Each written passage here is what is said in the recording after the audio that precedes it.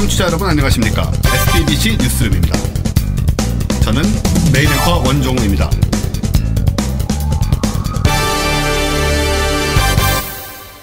우리 로제타가 드디어 희생과 함께 생명을 마쳤습니다. 네. 생명을 마쳤다는 게 말이 되나요, 근데? 예정된 투신. 네, 투신 탐사선이죠. 네. 해성 67P에 가서 화제가 됐고 이제 해성도 그렇게 그 이름을 성의 있게 짓질 않네요. 아니 다른 이름 있죠. 원래 복잡한 이름이 있죠. 러시아 이름 같은 이름. 네, 사람 이름이 원래 들어가는데. 어쩌고 저쩌고. 그래서 지금 추락을 했다라기보다는 이게 충돌을 하는 게 의미가 있었다고 하더라고요. 네. 일단 뭐 배터리 충전은 안 되고 태양에서 너무 멀어져서 데이터 전송도 잘 안 되고 해서 충돌을 시켜서 소멸을 시키는데 그러면서 좀 사진 좀 찍고 뭐 이런 거죠. 네. 굉장히 가까운 사진들이 그렇죠. 이제 나왔죠. 네. 그렇겠죠. 근데 그 ESA에서 그 신호를 받다가 딱 끊어지는 그걸 중계를 했거든요. 사망 시점? 네, 사망 시점 딱 중계를 했는데 그거 보고 있으면 이렇게 정말 약간 심장이 이렇게 툭 이렇게 아이고 막 이런 느낌이 들더라고요. 그러게요. 이렇게 화제가 됐던 그런 로제타인데 이렇게 자기를 희생시키면서 우리에게 좋은 사진을 보내주고 막 그런 거 같지 않아요? 왜 마지막에 사자 입 찍고 돌아가시는 네. 동물 사진 작가. 그런데 필름도 사자가 먹어버려. 근데 이번에 그 로제타 충돌할 때도 마찬가지지만 ESA가 이 프로젝트 시작부터 끝까지 너무너무 마케팅을 잘 하고 홍보를 정말 맞아요. 기가 막히게 했다는 생각이 계속 들던데 그 유튜브 보시면 굿바이 로제타인가 이제 그런 동영상이 있는데요. 애니메이션으로 로제타 위성에 그 눈, 코, 입을 예쁘게 그려가지고 슬픈 마음을 자아내는 애니메이션이 있는데 이입하게 하고 좀 이렇게 가깝게 느끼게 하는 그런 마케팅을 사실 처음에 보낼 때부터 계속했었죠. 그럼요. 그때 영화 같은 비디오 만들어가지고 또 굉장히 멋있는 이런 접근을 해야 됩니다. 우리나라도 이런 접근을 해야 대중들이 애정을 가지고 결국은 그게 예산으로도 연결된다는 사실 여기저기 강조하고 다니지만 중요한 부분입니다. 예, 지난 2004년 3월에 발사돼서 65억 킬로미터를 10년을 날아갔었습니다. 이야. 그리고는 이제 해성 67P에 도착을 해서 25개월간 탐사를 했고요. 대기에서 아미노산 성분을 발견해서 해성이 지구와 충돌하면서 생명체가 생겨날 수 있도록 한 아미노산 이 증거를 확보했다라는 데 의미가 있었고 그리고 지금까지 11만 6천 장의 사진을 전송을 했었습니다. 그리고는 이제 산화했죠. 네. 그리고 물이 지구의 물하고 다르다는 거를 또 알아서 약간 비슷할 줄 똑같을 줄 알았는데 약간 다른 방면에 또 연구 어떻게 저보다 기억을 더 잘하시네요. 원래 해성에서 지구에 물이 왔다라는 얘기가 일반적이었는데 네. 그 물은 아니었다. 일단 그 해성의 물은 아니다. 우리 뭐 목념이라도 할까요? 이제부터 모든 하늘로 쏘아 올리는 모든 발사체에는 눈, 코, 입을 꼭 그려야 될 것 같아요. 그 애니메이션 보고 진짜 느낀 게 많았거든요. 좀 딴 얘기인데 갈릴레이가 논문을 썼는데 태양을 그리고 거기에 눈, 코, 입을 그린 그림이 있더라고요. 인간이란 동그란 것을 보면 가운데 눈, 코, 입을 그리고 싶어하는 존재다라는 것을. 갈릴레이조차도. 네. 그 시대 보면 이렇게 지구가 가운데 있어도 태양은 웃고 있고 태양이 가운데 있어도 태양이 웃고 있고 다 있죠. 태양은 항상 친절한 존재. 자, 그리고 뭐 저희가 뉴스엔 다루지 않지만 나왔던 얘기 중에 하나가 유로파에서 나사가 나사가 수증기가 증발하는 거를 이게 물기둥은 아니라고 그러더라고요. 물은 아니 정확하게 말하면 물기둥이 아니고 그렇죠. 네. 수증기가 수백 킬로미터 높이까지 증발하는 그러니까 수백 킬로미터로 나오면은 액체로 있을 수가 없어요. 그렇죠. 그럼 그게 우리가 아는 그 물이 끓어가지고 나오는 수증기는 아닌 거죠? 그렇죠. 그건 아니겠죠. 설마 끓진 않겠죠. 진공이니까 그냥 증발돼 버리는 거죠. 근데 이게 뭐 기화돼 버리는 거죠. 기화. 굉장히 좀 많은 양이 나왔기에 이렇게 보이지 않았나. 그래서 그거 가지고 또 유로파도 프로젝트가 나름 준비가 되고 있잖아요. 그게 이제 빠져나왔다는 건 굉장히 얼음이 두꺼울 줄 알았는데 생각보다 그러니까 얇은 데도 있고 그러면은 파기 좀 쉬운 데가 있지 않겠나요? 그러게요. 그럼 예전에 우리가 얘기했던 물 구멍으로 들어가는 로봇 있잖아요. 네네. 뭐 그런 것도 진짜 가능하겠네요. 네, 그렇죠. 구멍이 있으면 가능하죠. 엔켈라두스 같은 경우에는 그 구멍이 있으니까 이렇게 눈에 보이니까. 네. 유로파도 그럴지도 모른다. 네, 유로파도 깨져서 나올 정도라면은 그렇게 두껍지 않은 부분도 있다. 네네. 이 기사도 마찬가지로 나사가 며칠 전부터 또 간봤잖아요. 네, 그렇죠. 중대 뉴스 발표. 그게 원래 유로파 온도가 낮아서 얼음 두께가 뭐 몇 킬로까지 있을 거라고 수십 킬로, 뭐 100킬로 얘기도 나왔었는데 100킬로까지 되는데 그게 있다는 거는 그쪽에 뭔가 뜨거운 여론이 있다는 얘기거든요. 그러게요. 그렇다면은 그게 지구에서 처음 생명이 탄생한 화산부근. 네. 그런 환경이 유로파에 있을 가능성이 높다. 일부 있을 수 있다. 네, 그렇다면은 그게 생명이 있을 가능성이 높다. 이런 식으로 심지어 표면 가까이도 있을 수가 있다. 굉장히 큰 사건이긴 하죠. 네. 저는 그런 생각까지는 못하고, 그러니까 나사가 물 얘기만 하면은 이미 식상해져 버리는 뭔가 중대 발표한다면 맨날 물 얘기하고 이래가지고 이번 그래 중대 오케이 발표는 물 그렇게 주목을 많이 못 받았어요. 약간 양측의 소년이라니까요. 그렇죠. 그래서 우리 전에 농담도 했지만 생명이 나와도 나온 거 아니었어 이미 이런 반응이 있을 수도 있다. 근데 유로파가 중요한 거는 유로파가 되게 큽니다. 엔켈라두스 같은 것보다 훨씬 크고 달보다 조금 작은 수준이니까 소위 갈릴레오의 4대 위성이라는 것 중에 하나잖아요. 목성. 그러니까 여기에는 만약에 생명이 있다면 꽤나 큰 생명이 일단 많이 있을 수 있다. 구형이잖아요. 그러니까 구형이라는 건 꽤 크다는 얘기거든요. 그렇죠. 구형을 갖추고 있다라는 거. 그래서 여기 가서 뭐를 발견할 가능성이 높아졌으니 아마 유로파 탐사 프로젝트가 더 추진력을 받지 않을까. 제 생각에는 유로파에는 가면 있을 것 같아요. 네. 아마 진짜 생명체가요? 네, 생명체가 있을 것 같아요. 만약 유로파에도 없으면 어떡해요? 유로파에도 없으면 정말 종교에 귀해야 되나요? 이거 이대로 박제돼가지고 액체 상태의 물이 있는데 생명체가 없다는 건 일단 지구상에서는 있을 수 없는 일이거든요. 그렇죠. 게다가 아까 말씀하신 것처럼 온도도 그렇게 높고 그런 환경이면 그러니까 액체 상태의 물이 있는 다른 곳은 뭐 엔켈라두스, 유로파 그 정도인데 유로파가 아무래도 좀 더 안정적으로 오래 갔기 때문에 가능성이 높지 않나. 생명이 없으면 지구 생명체를 갖다 놓을 수는 없는 건가요? 넣을 수 있죠. 잘못하면 안 갖다 놔도 탐사선이 가면서 잘못하면 오염을 시키는 거죠. 오염을 시킬 수 있을 정도로 지구 생명체 중에서 그냥 의도하지 않게라도 가서 살 만한 애들이 있어요. 그 정도로 그러니까 극한 환경을 견디는 애들이 있으니까. 물곰. 물곰. 그러니까 그런 정도의 생명체가 분명히 지구에는 있는데 유로파에는 하나도 없다면 이상하다는 볼 수밖에 없죠. 물곰이란 건 참 완보 동물이라고 하는 그런 것 곰이 아닙니다. 생긴 건 진짜 곰처럼 생겼잖아요. 되게 조그만데 곰 비슷하게 생겼어요. 굉장히 귀엽게 생겼습니다. 어쨌든 이런 일들이 좀 있었고요. 또 좀 중요한 오프닝 거리로는 노벨상들이 지금 발표가 되고 있는데 지금 이 시점에서는 저희가 방송을 녹음하고 있는 이 시점에서는 생리의학상만 나왔습니다. 아니에요. 방금 나왔나요? 물리학상이 나왔어요. 물리학상 나왔군요. 뭐 나왔습니까? 우리가 예상하는 그건가요? 중력파가 아니네요. 진짜요? 네. 뭐가 됐습니까? 찾아보니까 사람 이름만 나오고요. 내용이 없어요. 그럼 방송의 뒷부분에 다시 얘기하는 거죠? 찾아보고. 일단 생리의학상은 일본이 또 가져갑니다. 그래서 일본이 진짜 대단한 거 4년 연속인가요? 단독이었나요? 3년 연속 노벨상이고요.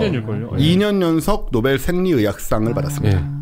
대단하죠. 대단하네요, 진짜. 이분은 그 오토파지라는 현상이 있는데 생물이 세포 내 불필요한 단백질이나 아주 작은 소기관을 분해해서 영양원으로 재이용을 하는 현상이 있습니다. 소기관이면 뭐 미토콘드리아 이런 거. 뭐 그런 조그만 거겠죠. 설마 소기관이라고 뭐 쓸개 이런 걸 말하는 건 아닐 테고. 근데 이게 이상이 생기면 이제 암이나 이제 신경성 난치병이 생기는 거죠. 그러니까는 그 소위 오토이뮨이라고 자가 면역 질환들이라던가 이런 게 잘못 동작을 하면 이제 문제가 생길 수 있잖아요. 세포 내를 잡아먹는 거니까 이게. 그래서 이 연구를 통해서 작동 구조를 한마디로 이 오토파지 현상의 작동 구조를 이제 알아낸 거고요. 이걸 통해서 이제 알츠하이머라든가 파킨슨이라든가 암, 당뇨 이런 유해 병들에 대한 연구를 훨씬 깊이 있게 할 수 있게 된 그런 결과라고 해서 노벨상을 받게 됐어요. 나름대로 과학 팟캐스트를 하고 있는 입장에서 혹시 조카들이라도 물어볼까봐 아는 분야가 받았으면 하는 마음이 있었거든요. 근데 오토 뭐라고요? 오토파지라고 합니다. 오토파지. 이분 오스미 요시노리 교수고요. 일본 도쿄 공업대 명예교수 71세십니다. 단독인가요? 단독입니다. 단독 수상자로 발표가 됐습니다. 명예교수면 지금은 은퇴하신 거예요? 은퇴하신 거죠. 70 때 이게 2004년 논문인가 그랬다고 들은 것 같아요. 네. 되게 오래된. 근데 이분 자신이 80년대 이미 오토파지 현상을 발견을 했고 이후에 연구를 계속 하셔가지고 메커니즘을 규명을 했어요. 그러니까 이걸 계속 붙잡고 이제 수십 년을 있으신 거고 결국은 상을 받으셨습니다. 진짜 무슨 일본도 만드는 장인처럼 계속 이해한 거잖아요. 그래도 일본 무슨 노벨상 얘기하면 항상 장인 정신을 얘기해요. 맞아. 지난번에도 그랬잖아요. 한우물만 파는. 한우물을 판다는 게 그 환경이 뒷받침을 해줘야 되는 건데 이런 연구를 계속 할 수 있도록 뭔가 여건이 갖춰져야 되는데 이제 그런 게 또 우리는 또 안 되고 그러면서 상만 받으라고 하니 어려운 거죠. 일본을 뭐 질시하거나 부러워하기 앞서 얘네들은 왜 이게 가능한지에 대해서 좀 많이 생각을 해야 돼요. 제가 강의할 때 많이 하는 얘기가 축구나 야구 이런 거 치면은 막 억울하면서 이런 거는 뭐 그냥 그러니까요. 이제 무감각하게. 쟤네는 받는 애들이겠거니 우리는 못 받는 사람들이겠거니 이런. 그러게 말입니다. 일본은 또 이렇게 축하하는 분위기가 됐고요. 잠깐 얘기는 나와요. 그 뭐 우리도 뭐 해야 되지 않냐, 기초과학 투자해야 되지 않냐. 잠깐 나오죠. 네, 잠깐 이때만 꼭 나오기 때문에 내년 이때쯤 또 나오겠죠. 근데 그 몇 주 전에 신문 기사에 향후 10년 내에 노벨상 받을 우리나라 과학자들 리스트가 나왔었어요, 신문에. 우리 맘대로. 근데 약간 좀 어처구니가 없었던 게 그 중에 일부는 그러니까 그분이 연구하시는 분야가 이미 받았던 분도 있고 아무 말이나 그냥 하더라고요. 그 10년 전에도 그런 리스트 있었던 것 같아요. 네. 저도 노벨 문학상 받을 사람 아닙니까? 그런가요? 굉장히 오래된 얘기입니다. 기억하실지 모르겠지만 그런 얘기를 제가 했었어요 옛날에. 후보가 있는 것도 아닌데. 그러니까 뭐 후보가 있는 게 아니기 때문에 아무나 말하면 됩니다. 모르는 겁니다. 그 태양계 연대기가 받을지. 태양계 연대기는 제 생각에는 노벨상 머티리얼은 아닌 것 같고요. 필리처상 계통. 만약에 그게 사실로 밝혀지는 경우 필리처상을 받을 수 있죠. 미리 공약하시죠. 만약에 태양계 연대기가 필리처상이든 노벨상이든 받으면 어떻게 하겠다 이런. 뭐 그냥 여러분 모두에게 전 지구인에게 제가 피자 한 판씩 돌리겠습니다. 전 지구인. 무슨 말이 날 수 있어요. 그러면 아무 부담 없이 지구의 기아를 해결한 것으로 노벨 평화상까지 이런 걸 받을 수 있어요. 우주 평화도 제가 이룰게요. 네, 알겠습니다. 왜 이런 얘기하고는 절대 안 될 것 같은 얘기하고는 나중에 그러니까 빨가벗고 춤추겠다 이런 얘기하고 나중에 빨가벗고 춤추는 경우 있잖아요. 뭐 누가 당선되면 이래놓고 진짜 돼야 되는데. 그러니까 진짜 되면 제가 곤경에 빠지지만 그래도 싫진 않을 것 같아요. 자, 오프닝은 저희 이 정도 얘기를 하고 이제 전하는 말씀 듣고 뉴스로 넘어가겠습니다. 뉴튼, 니 빅뱅 이론 아나? 빅뱅 이론? 그래, 우주가 138억 년 전에 한 점에서 뻥 터져서 생겼다는 게 빅뱅 이론이야. 과학의 기본 아이가. 아니 다윈, 자네가 만유인력을 발견한 나한테 무슨 과학을 울래? 그게 대체 언제적 이야기고 그동안 세상이 얼마나 변했는지 아나? 자네는 그런 것들을 다 어디서 들었어? 여기 얘기 다 있다 아이가. 올리더.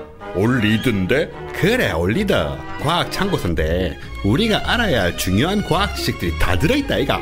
그거 애들용이잖아. 맞지. 일단 아들 내신 올리는데 이만한 게 없어. 근데 있다 아이가. 내가 과학하고 앉아있는 팟캐스터 팬인데 거기서 들었던 데서 이어지는 디테일이 여기 다 있다 아이가. 그러면 나하고 우리 아들놈하고 같이 보면 되는 건가?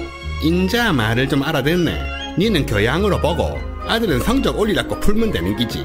그러면서 아들하고 과학 토론도 함께 하고. 얼마 줬노? 우와, 나도 당장 사봐야겠네. 그래, 언제까지 왕년은 만유인력 어쩌고 알끼고 얼른 가서 빨리 사오이소. 고마워다이. 디테일로 승부한다. 개념 잡고 성적 올리는 필수 개념서 올리드. 주식회사 미래엔. 저희 지난주에 이 낯선 참고서 광고가 나간 후에 이것을 사서 열심히 공부하겠다고 저희한테 인증을 페이스북에 해주신 분들이 계시더라고요. 성인분들이요. 네, 성인분들. 저희 페이스북 듣는. 그걸 또 하란다고 하는 사람이 있네요. 네.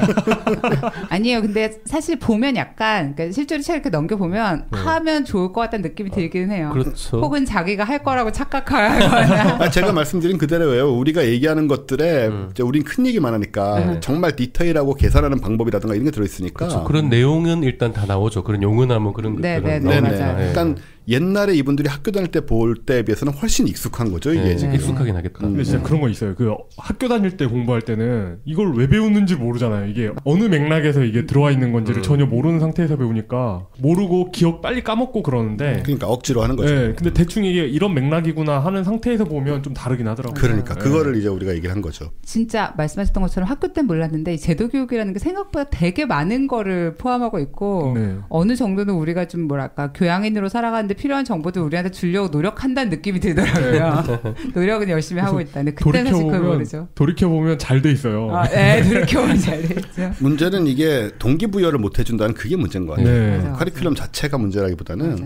이걸 왜 배우는 건지를 잘 알 수 있는 깊이가 계속 달라져요. 네, 그렇죠. 네, 저도 그렇고, 그러니까 저도 이제 중고등학교 때 했을 때, 대학교 때 봤을 때, 대학원 때 봤을 때, 지금 볼 때 별로 달라지거든요. 그 깊이가. 그러니까요. 그러니까 사실 동기부여는 저희가 하고 있으니까 여러분들은 올리드를 사서 책을 열심히 봐주시면. 근데 사실 그 광고주 담당자분이 이제 간간히 문자 보내시고 통화하고 하면 이런 식의 뭐 광고 한 번 한다고 책이 뭐 나갑니까? 광고는 원래 그렇게 하는 게 아니에요. 걱정하지 마세요. 그런데 사장님한테 오늘 책 안 팔린다고 혼났어요. 막 약간 이런 식으로 저희한테 걱정하지 말라고 그런 거 신경 쓰는 거 아니라고 하면서 되게 얼마나 힘들게 사회생활 하시는지 계속 말씀하셔가지고요. 살짝 부담이 되는데 어쨌든 여러분들 혹시 생각 있으시면 네, 그리고 자녀 교육을 위해서 자녀의 내신 중요하죠. 네. 그리고 과학하고 앉아있네를 들으면서 고등학교 시절을 보낸 분이 저랑 딴 팟캐스트를 하고 있잖아요. 네. 그러니까 그런 거 생각하면 열심히 할 필요가 있습니다. 맞아. 그 친구는 서울대 갔죠. 네, 서울대를 갔습니다. 과학 분야로 간 건 아닙니다. 네. 저도 중고등학교 때 이런 걸 들었으면 과학 분야로 서울대를 가지 않았을까. 너무 너무 속보이고 거짓이고. 저 뭐라고 붙이진 않겠습니다. 네, 그러면 저희 올리드 이렇게 인기를 끌고 있다는 말씀 드리고 꼭 한번 들춰보시면 요거네 풀어보고 싶다. 요 디테일 생각 드실 거예요. 꼭 확인해 보시기 바라겠습니다. 그럼 저희는 이제 뉴스로 들어가도록 하겠습니다.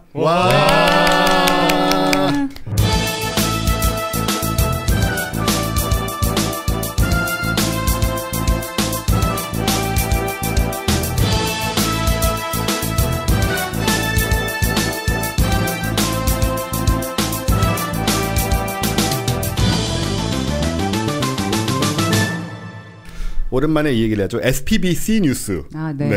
너무 안 써가지고. 진짜 오랜만이네요. 사이언스 피플 뉴스입니다. 네. 뉴스룸이요. 뉴스룸. 뉴스룸. 굳이 말하자면. 본인이 민망해 하시니까. 민망하죠. 제가 지은 이름인데 이게 뭐야. 자, 오늘 뉴스는 제가 먼저 얘기를 드릴게요. 사실 지금 굉장히 재밌는 머티리얼들이 아까 오프닝도 그랬고 꽤나 많이 있는 이번 뉴스인데요.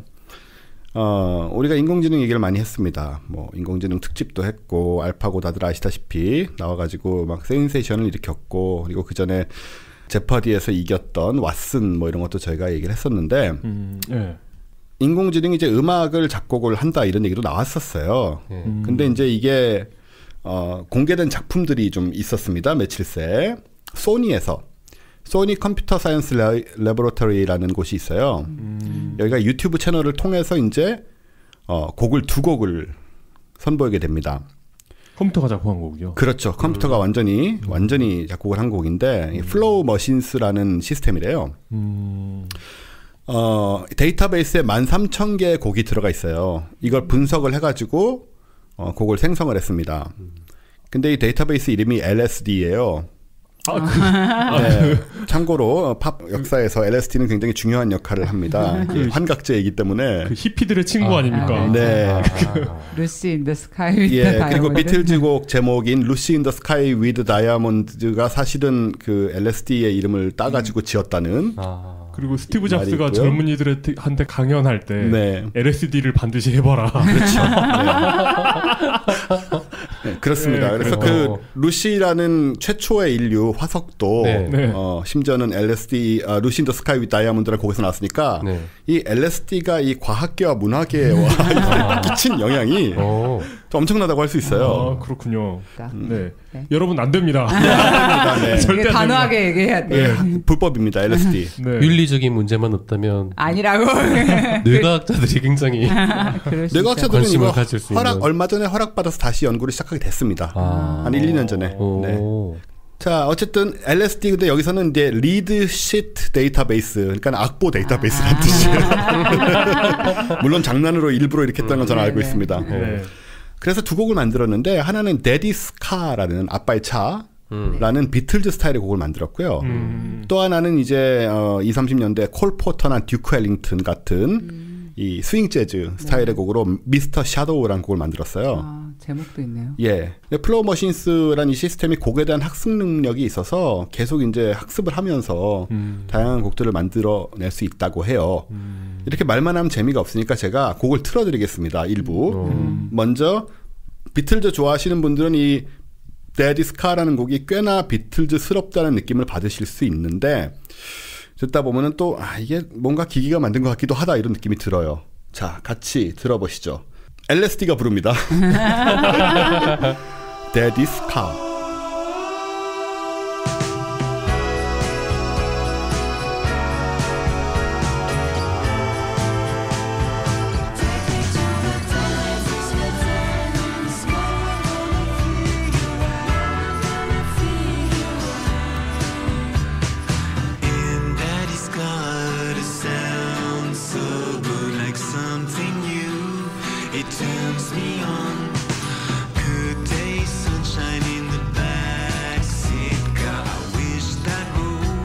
전위적인 비틀즈, 21세기 중반의 비틀즈 같은 느낌?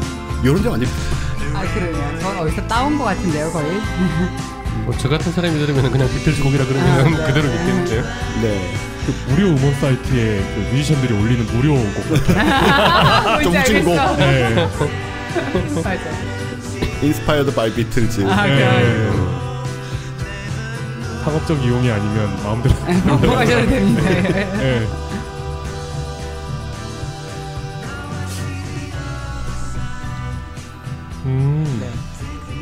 근데 이게 웃긴 게 우리가 비틀즈 노래를 들으면 이거는 맥카트니다 이건 레논이다 약간 구분이 되잖아요. 근데 이거는 비틀즈 같긴 한데 맥카트니 같지도 않고 레논 같지도 않아요. 네, 비틀즈 팬들은 그거를 구별할 수가 있죠. 자, 이 정도 듣고요. 네. 근데 중간중간에 약간 묘한 화음과 약간 난해한 느낌들이 있고 확실히 인간적인 따뜻함까지 느껴지는 건 이게 뭐 편견인지 모르겠습니다만은 의심이 약간 들긴 해요 아직은. 근데 이걸 만약에 진짜 사람이 작곡했다고 하면 그냥 작곡했나 보다. 그럴 것 같아요. 참 특이한 감성을 가진 사람이다라고 생각했을 것 같아요. 저 같은 경우는. 저는 음악가잖아요. 아시다시피. 네. 그리고 이 미스터 섀도우 콜포터 분위기 이쪽은 조금 더 분위기가 이상합니다. 근데 이 목소리도 노래가 앞부분에 기계의 음이 좀 나오는데 또 한번 들어보시죠.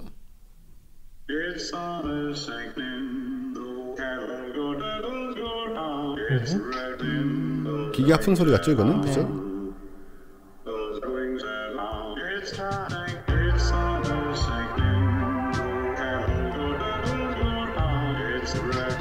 정말 이거는 희한하네요. 희한하죠. 네. 약간 레트로 사운드 느낌이 나긴 하는데 앞으로 사람 중에 일부러 기계가 작곡한 것처럼 만드는 작곡을 하는 그런 풍이 또 나오잖아요. 이런 거 그 무슨 바이오쇼크 같은 게임 그 OST로 쓰면 좋을 것 같아요. 맞다. 네. 진짜 묘하네요. 묘해요. 약간 그로테스크하기도 하고. 그러니까 우리가 옛날에 SF 영화에서 보던 미래 컴퓨터 음악은 좀 뿅뿅하고 삐띵삐띵하는 거였는데 그런 느낌이 아니고 뭐라고 설명할 수가 없는데 이게 또 어떻게 보면 하나의 창의적인 뭔가일 수도 있잖아요. 그래서 이런 음악을 발표를 이 정도 듣죠. 특이하네요. 예, 특이합니다. 재밌습니다. 저는 음악가로서 활동은 별로 하고 있지 않으나 이런 음악 사실 굉장히 듣기 어려운 스타일의 새로운 음악이라는 생각도 할 수 있다라고 보여지고 그래서 얘네가 앞으로 어디까지 어떤 음악을 만들어내게 될지 그리고 그게 과연 사람이 만든 것과 어떤 점에서 다를지가 굉장히 궁금해져요. 수많은 곡을 저장해놓고 거기에서 그 머신러닝을 통해서 만들어지는 거잖아요. 네. 근데 이게 작곡의 능력을 발휘할지 모르겠는데 표절을 가리는 데는 굉장히 유용할 것 같네요. 그렇죠. 표절 의심곡을 이 안에 집어넣어서 네. 분석하면 순식간에. 네. 그렇죠. 사실 지금 13,000개의 곡이란 건 데이터베이스가 큰 게 아니거든요. 그렇죠. 한 뭐 50만 곡 좀 넣어놓으면 나오는 곡도 훨씬 풍요로워질 수 있고 그 인간의 상상력으로는 만들어낼 수 없는 곡들이 나올 수도 있다는 생각이 들어서 예, 좀 흥미롭습니다. 근데 이런 건 있죠. 이제 사람이 음악을 들을 때 제가 지난번에 한번 했던 얘기인데 음악을 들을 때나 책을 읽을 때 궁금한 거는 저 사람의 감정이잖아요, 사실은. 그렇죠. 음악 작품도 작품이지만 저 사람이 어떤 사람이길래 저런 글을 썼을까? 저 사람이 어떤 감정이나 어떤 세계관을 갖고 있길래 저런 음악이나 연주를 보여줬을까 하는 부분인데 여기에서는 그런 궁금증이 안 생긴다는 한계가 있어서 그게 우리한테 이게 어디까지 예술로 받아들여질지는 좀 두고 봐야 될 것 같아요. 제가 한 2-3달 정도 전에 경기필에서 그랬다 그랬죠. 참. 네네, 모차르트 대 인공지능 이런 콘서트를 했어요. 이게 뭐냐면 그 아까 말씀하신 거랑 비슷하게 모차르트 교향곡들 뭐 음악들을 다 때려 넣고 인공지능이 모차르트 곡을 만들어서 관객들한테 블라인드 테스트를 한 거예요. 그러니까 두 곡 중에 어떤 게 진짜 모차르트일지 맞추라는 건데 하나는 뭔가 모차르트에게 잘 안 알려진 모차르트 곡과 네네 사실 근데 좀 전형적인 모차르트 곡과 하나는 인공지능이 모차르트처럼 보이게 만든 모차르트 곡이었는데 상당히 비슷해요. 그러니까 첫 2마디 정도 들을 때는 이 정도 이건가 싶은데 딱 그 소절을 지나가면 어떤 느낌이 드냐면 그러니까 항상 그 어떤 표제를 맞출 수 있는 건 아니지만 어떤 음악이든지 어떤 종류의 감정을 주잖아요. 그렇죠. 곡 전체 동안에 그 느낌이 전혀 안 오는 거예요. 한 곡은 되게 모차르트 같은데 그래서 이게 그러니까 아무 선입관 없이 들어도 그렇다는 걸 봤을 때 사람이 만든 거랑 인공지능이 한 게 다르긴 다르네라고 생각을 했는데 그때 이제 끝나고 나서 투표를 이렇게 했거든요. 한 65대 35? 요 정도로. 그러니까 그렇게 크게 이기지 않았어요. 모차르트가. 나 같은 사람도 꽤 많다는 얘기죠. 그러게 말입니다. 예술이란 거는 뭐 뭔가를 표현하려는 의지가 투사되는 맞아요. 것인데 네. 일단 아직까지는 기계가 그걸 갖고 있지는 않은 건 분명하고요. 근데 65대 35라고 해도 복면가왕 보면 실력차 많이 나도 그 정도밖에 차이 안 나요. 그렇죠. 그러고 네 사실은 그 정도면 꽤 사람들이 알았다는 얘기인 것 같긴 해요. 네. 네, 강한 인공지능이 생겨나면 뭔가를 표현하고 싶어지면 나중에는 진짜 인공지능이 해놓고 전혀 모르게 해놓고 인공지능이 했다는 걸 모르게 해놓고 들려주고 이 사람이 어떤 생각으로 썼을까를 이제 추론하게 해서 인공지능의 감정 상태를 맞추는 저 튜링 테스트가 완전 고도화돼서 단편 소설 하나를 보고 이게 인간이 썼냐 기계가 썼냐를 예, 기계의 도움은 정말 많은 분야에 이제 넓어지고 퍼지겠죠. 거기에 대해서 우리가 어떤 느낌을 받고 어떻게 순응하거나 혹은 반항하게 될지는 좀 더 두고 보면 나올 것 같아요. 그러니까 순응하고 반항하고 이런 시기들이 곧 닥치는 것만은 분명하다 그런 생각이 들어요. 네. 다음 뉴스는 우리 K 박사님께서 한번 해주시겠습니까? 네. 어떤 뉴스 준비해 주셨습니까? 우리의 그 호프 살아있는 아이언맨.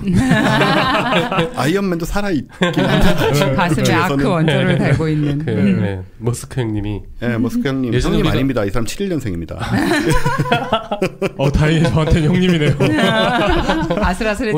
원래 더 유명한 사람이 형님 아닌가요? 그렇죠. 하긴 형님이 아니고 뭐 삼촌이라고 불러도 아버지라고 하라 그래도 얼마든지 호모를 모르는 사이잖아요. 어쨌든 그 예전에 우리가 얘기했었잖아요. 머스크가 조만간에 화성 이제 탐사 계획을 발표할 거다. 그때 되면 우리가 다루자라고 약속을 했었거든요. 그래서 그게 드디어 지난 9월 27일 멕시코 과달라하라에서 열린 국제 우주 비행 콩그레스에서 발표를 했습니다. 이런 콩그레스가 있다는 것도 지금 우주 비행 이거는 뭐 굉장히 유명하고 굉장히 유명하고 오랫동안 해오던 거거든요. 뭘 발표한 거예요? 화성에 간다는 거야 뭐 우리가 알고 있었던 그렇죠. 건데. 화성에 가는 구체적인 계획을 발표한 구체적인 계획을 구체적인 계획을 이제 큰 대회장에 잠깐 이제 동영상을 봤는데 이제 여러 사람들이 서로 앞자리 잡으려고 막 뛰어오는 장면이 네, 그 완전히 공식적으로. 그렇죠. 네. 굉장히 많은 사람들이 관심을 받아. 아마 그 콩그레스 간 사람들이 대부분 그걸 보러 가지 않았을까. 그 정도로. 그래서 기사를 보면 인류에게는 두 가지 길이 있습니다. 지구에 남아 멸종에 굴복하거나 또 다른 행성을 식민지로 개척하는 것입니다. 이런 말 했다고요? 시작을 진짜로? 했대요. 네. 아니, 그냥 살아도 되지 않나? 우리 그냥 멸종 안 하고? 그러니까요. 지구가 자존심 상해할 이게 우리 운명이었던 거예요? 멸종하는 게 안 나가면? 두 개가 별로 연관이 되는 말 같지가 않아요. 어차피 멸종은 언젠가 하긴 하겠죠, 뭐. 그렇죠. 멸종과 우주 식민지 개척은 별 상관이 없는. 네, 그렇죠. 그리고 그 멸종은 우리가 일종의 자연사적 개념으로 스케일로 하는 얘기지. 이게 이제 관심을 좀 뭔가를 이런 쪽으로 집중을 시키고자 하는 의도가 살짝 보이는 게 아닌가라는 생각이 듭니다. 결국에는 그 지구를 떠나도 우주 자체가 멸망하지 않나요? 뭐 수조 년 후에는 그럴 수도 있겠죠. 네. 그 지구 자체가 멸망을 할 거라면 일단 태양이 50억 년 후에 죽으니까 그때 태양 지구 화성 가치가 없어져요. 그러니까 이 얘기를 보면 마치 그 영화 인터스텔라 같은 환경에 우리가 살고 있는 것처럼 그렇게 얘기하잖아요. 인터스텔라를 너무 많이 보신 것 같아요. 그러려면 더 멀리 가야죠. 아무튼 아직 그 정도는 아닌데 희망이 있어요, 지구에. 그래서 제가 이걸 진짜로 이 말을 했나를 확인을 할 시간이 없어서 못했는데 그래도 뭐 우리 기사에 났으니까 아마 했겠죠. 비슷한 말 했겠죠. 어쨌든 뭔가 좀 집중적인 관심을 끌어보겠다는 의도가 있다라는 거. 그래서 화성을 가는데 그 동영상이 있습니다. 그 동영상을 발표를 했어요. 한 시스템을 영상으로 만들어서 어떻게 해서 어떻게 화성에 간다라는 게 있는데 그걸 말로 간단하게 설명을 해보면 일단 그 화물 혹은 인간을 실은 그 시스템 이게 이제 Interplanetary Transport System ITS라고 이걸 먼저 부스트에 로켓에 실어서 우주로 띄웁니다. 사람을 먼저 띄웁니다. 일단 사람과 아마 사람을 먼저 띄우고 다음에 그 재활용하는 로켓으로 그렇죠. 계속 보내겠죠. 그래서 걔가 이제 돌아오는 거죠. 재활용을 해야 되니까. 다시 돌아오면 거기에다가 연료를 다시 실어서 공중으로 띄워놓고는 그 연료를 또 갈 수는 없으니까 연료와 보급물들을 다시 실어서 올려보내서 지금 궤도상에다 올린다는 얘기죠? 궤도상에다 하나를 먼저 올려놓고 다시 재활용해서 올려서 도킹을 해서 연료를 새로 공급해서 그게 이제 다시 화성으로 출발을 한다. 그렇게 해서 화성에 가서 내리고 그 내려주고 다시 돌아온다. 큰 놈은 ITS는 다시 또 다음 걸 재활용을 해야 되니까. 그게 주 내용입니다. 노선버스네요. 화성 왕복선 셔틀이네. 그렇죠. 셔틀.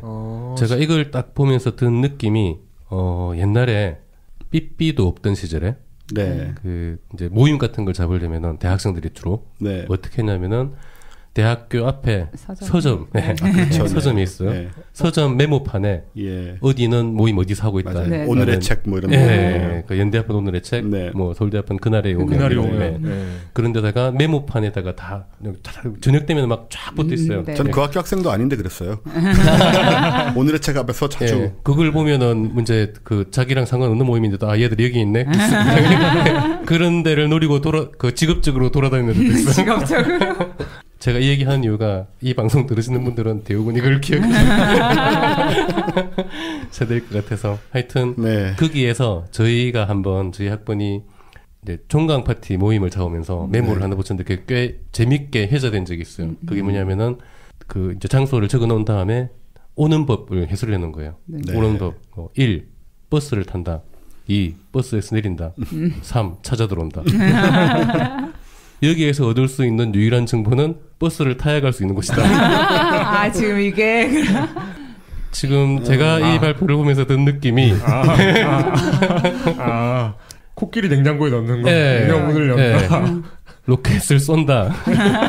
사람을 태워서 보낸다. 화성에 내려주고 돌아온다. 약간 이런 느낌이 들어서. 왜냐하면 이게 그러기 위해서 이제 시간이 타임라인이 있잖아요. 그렇죠. 2018년에 시스템을 궤도로 올리고 화성 근처 궤도로 가고. 내후년이잖아요. 잠깐만, 이게 얼마 안 됐잖아요. 얼마 안 남았죠. 2018년이면 내후년이에요. 내후년이에요. 그리고 2022년 말까지 사람들을 보낸다. 왕복으로. 그 2020 몇 년이요? 2022년.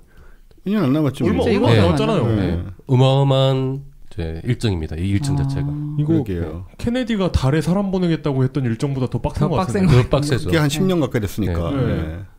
그 사실은 이제 상세한 뭔가를 발표한다고 할 때는 그걸 어떻게 하겠는지. 그렇죠. 그렇죠. 네, 이때 이 로켓을 어떻게 만들고 네, 사람들이 화성까지 가는 동안에는 어떻게 유지를 하고 그게 있긴 있어요. 유지를 어떻게 하겠다. 우주여행이 지루하지 않도록 무중력실, 식당, 영화관 등을 포함한 다양한 오락시설도 넣겠다. 뭐 그런 거 말고 예를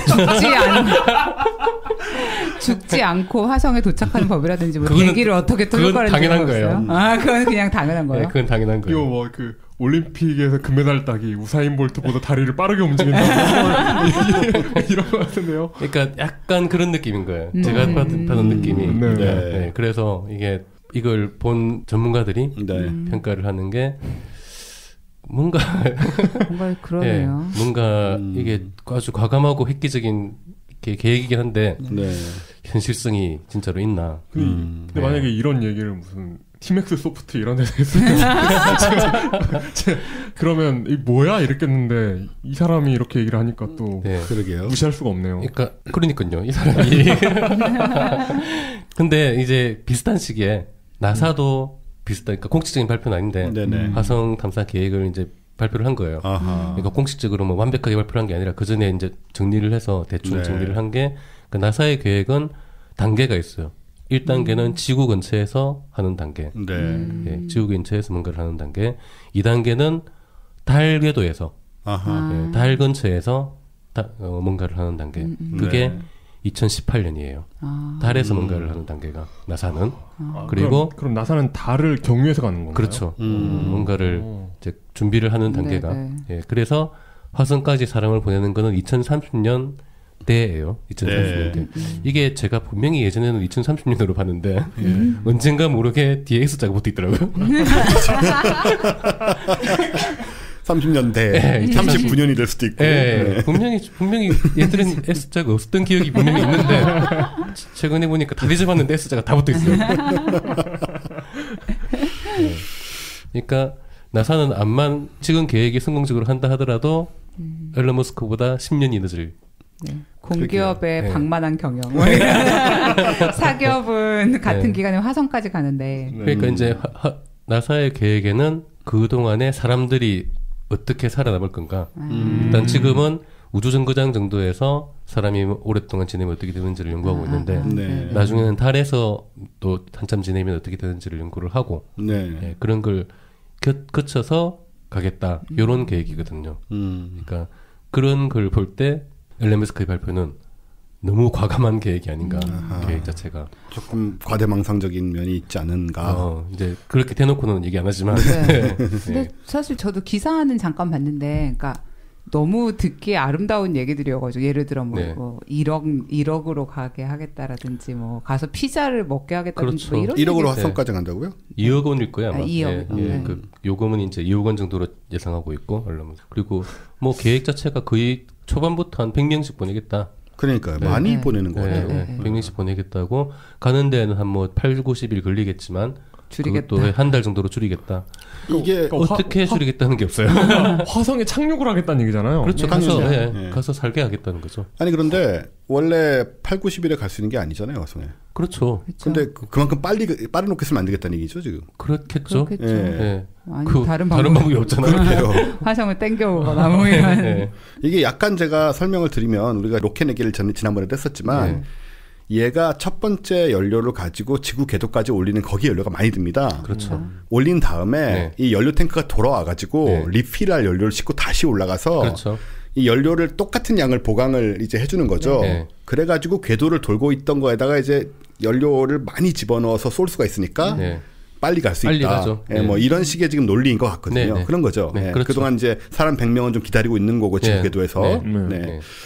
뭐 화성까지 갈 건데 며칠 기다리는 거야. 그렇죠. 이게 뭐 사실 말이 되는 것 같기도 한데 가서 이 사람들이 정말 살아남고 뭐 그리고 무중력 뭐 식당, 영화관 이런 게 있으려면 좀 꽤 커야 될 것 같거든요. 100명이 살면서. 그렇죠. 그러니까 몇백 톤은 돼야 되죠. 100명이 진짜, 한 달을 살아야 되는데. 이거는 진짜 우리 영화에서 보던 우주선 있잖아요. 우주 전함. 그런 게 분명히 언젠가 생길 것 같긴 해요. 그렇죠. 제가 아무리 생각해도 2024년까지 진짜 우리 팟캐스트도 분명히 남아 있을 텐데 그때는 이거 테란이잖아요. 테란. 그렇죠. 근데 뭐 자세한 얘기는 아니지만 뭐 설마 2024년까지 100명을 보내겠다는 얘기는 아닐 거고. 네. 근데 어쨌든 계획 자체가 굉장히 어떻게 보면 무모할 정도로 일정이 야심차다. 예, 야심차다.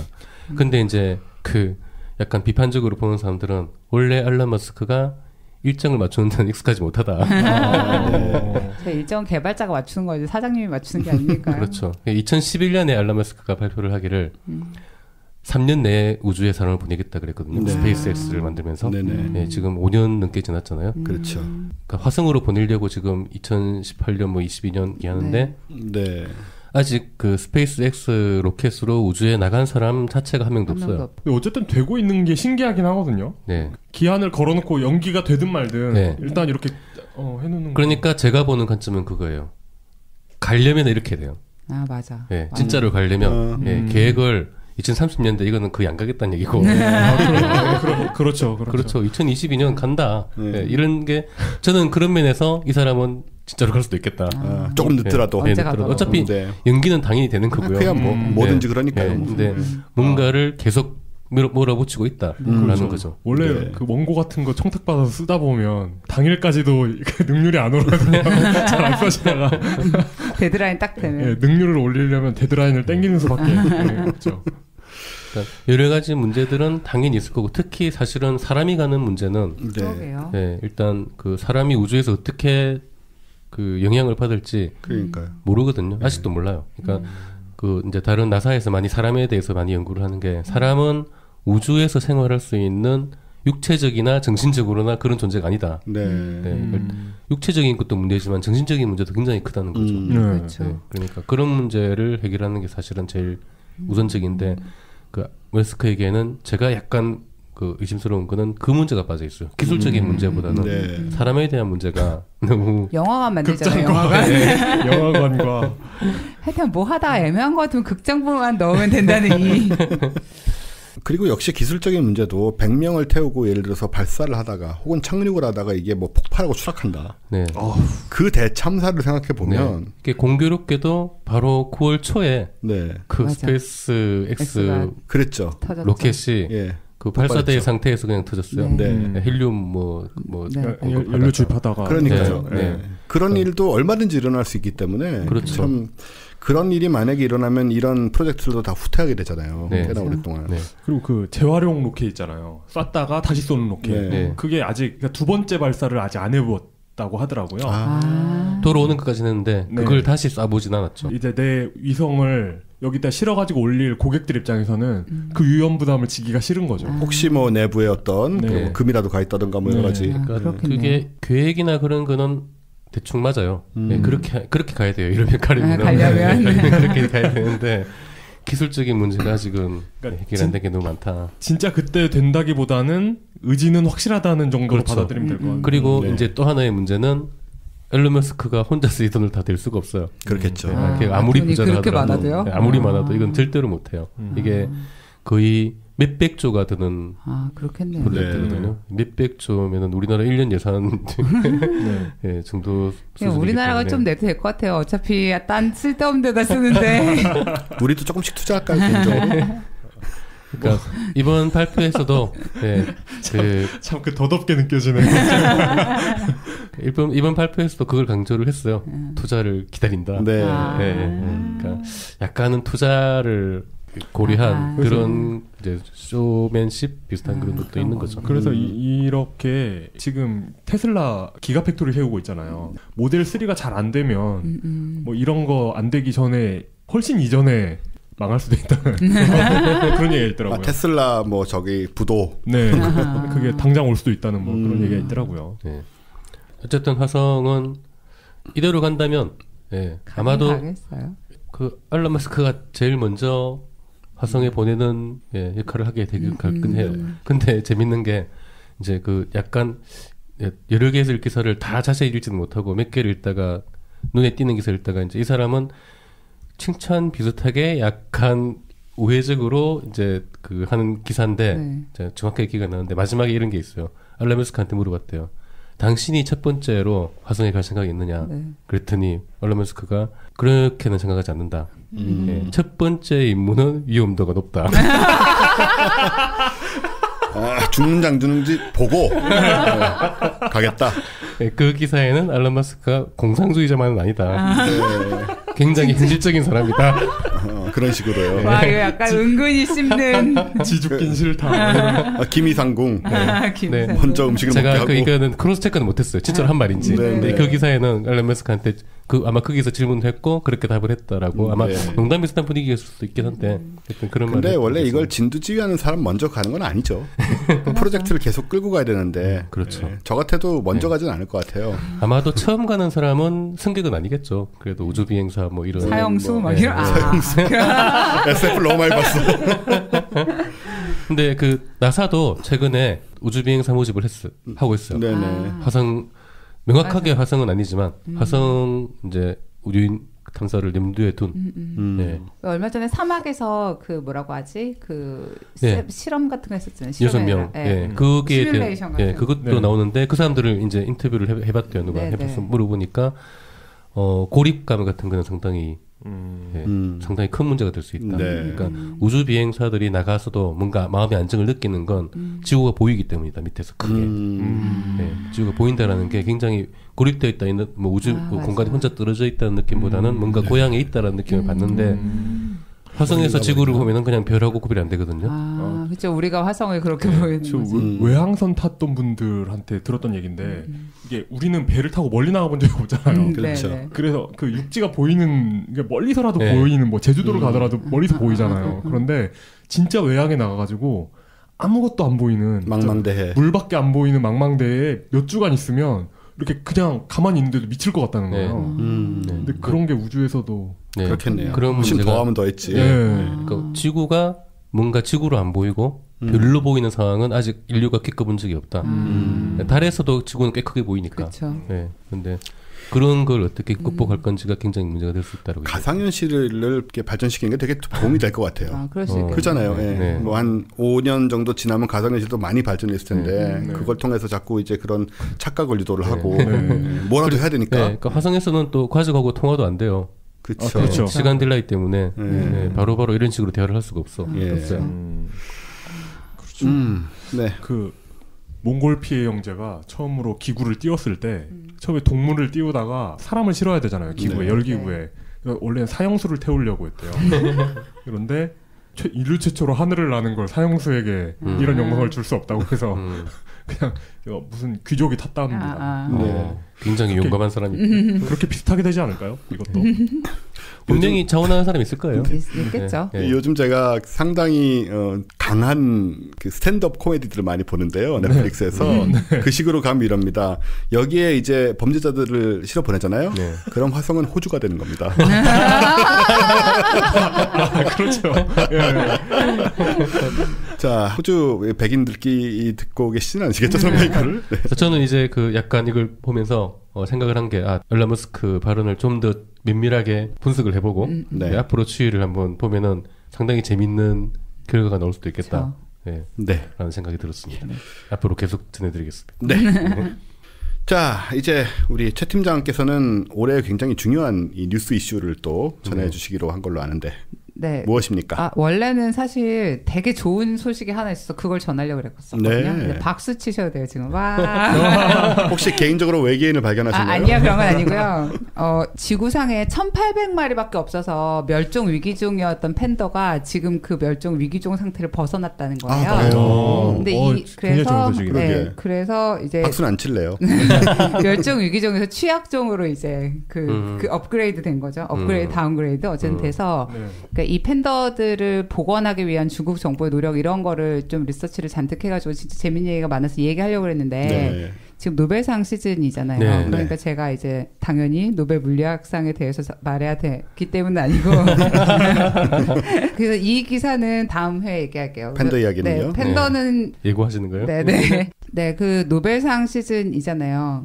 근데 노벨 물리학상이 지금은 아마 발표가 났을 것 같은데 요 뉴스 끝나면은 K 박사님께서 간단하게 말씀해 주실 것 같고요. 그 원래 한 달 정도 전에 이그 노벨상이라는 걸 발표하잖아요. 노벨상 못지않게 중요한 네, 상이죠. 노벨상 못지않게 중요하고 인류에게 매우 의미가 깊은 그런 상인데 네. 그 올해로 26회를 맞이하는 전통의 상인데 생각보다 되게 오래됐더라고요. 90년부터 줬더라고요. 네, 그리고 상금도 무려 10조 달러에 달하는데 10조 달러요? 네, 근데 이게 짐바브웨 달러기 10조 때문에 짐바브웨 달러. 네, 40센트가 안 된다는 걸로. 아니 제가 정말 신기하게도 오늘 짐바브웨 화폐를 봤습니다. 진짜요? 예, 누가 지갑에 갖고 있어서 이 지폐를 봤는데 네. 1 빌리언 달러더라고요. 근데 아무것도 사지 못한다고 합니다. 그 정도로는 아마 화폐 자체를 폐기했을 겁니다. 네, 벽지로 진짜로 쓴다고. 네. 벽지. 네, 그래서 이 상은 그 하버드대에서 발행하는 과학 유머 잡지에서 결정하는 상인데요.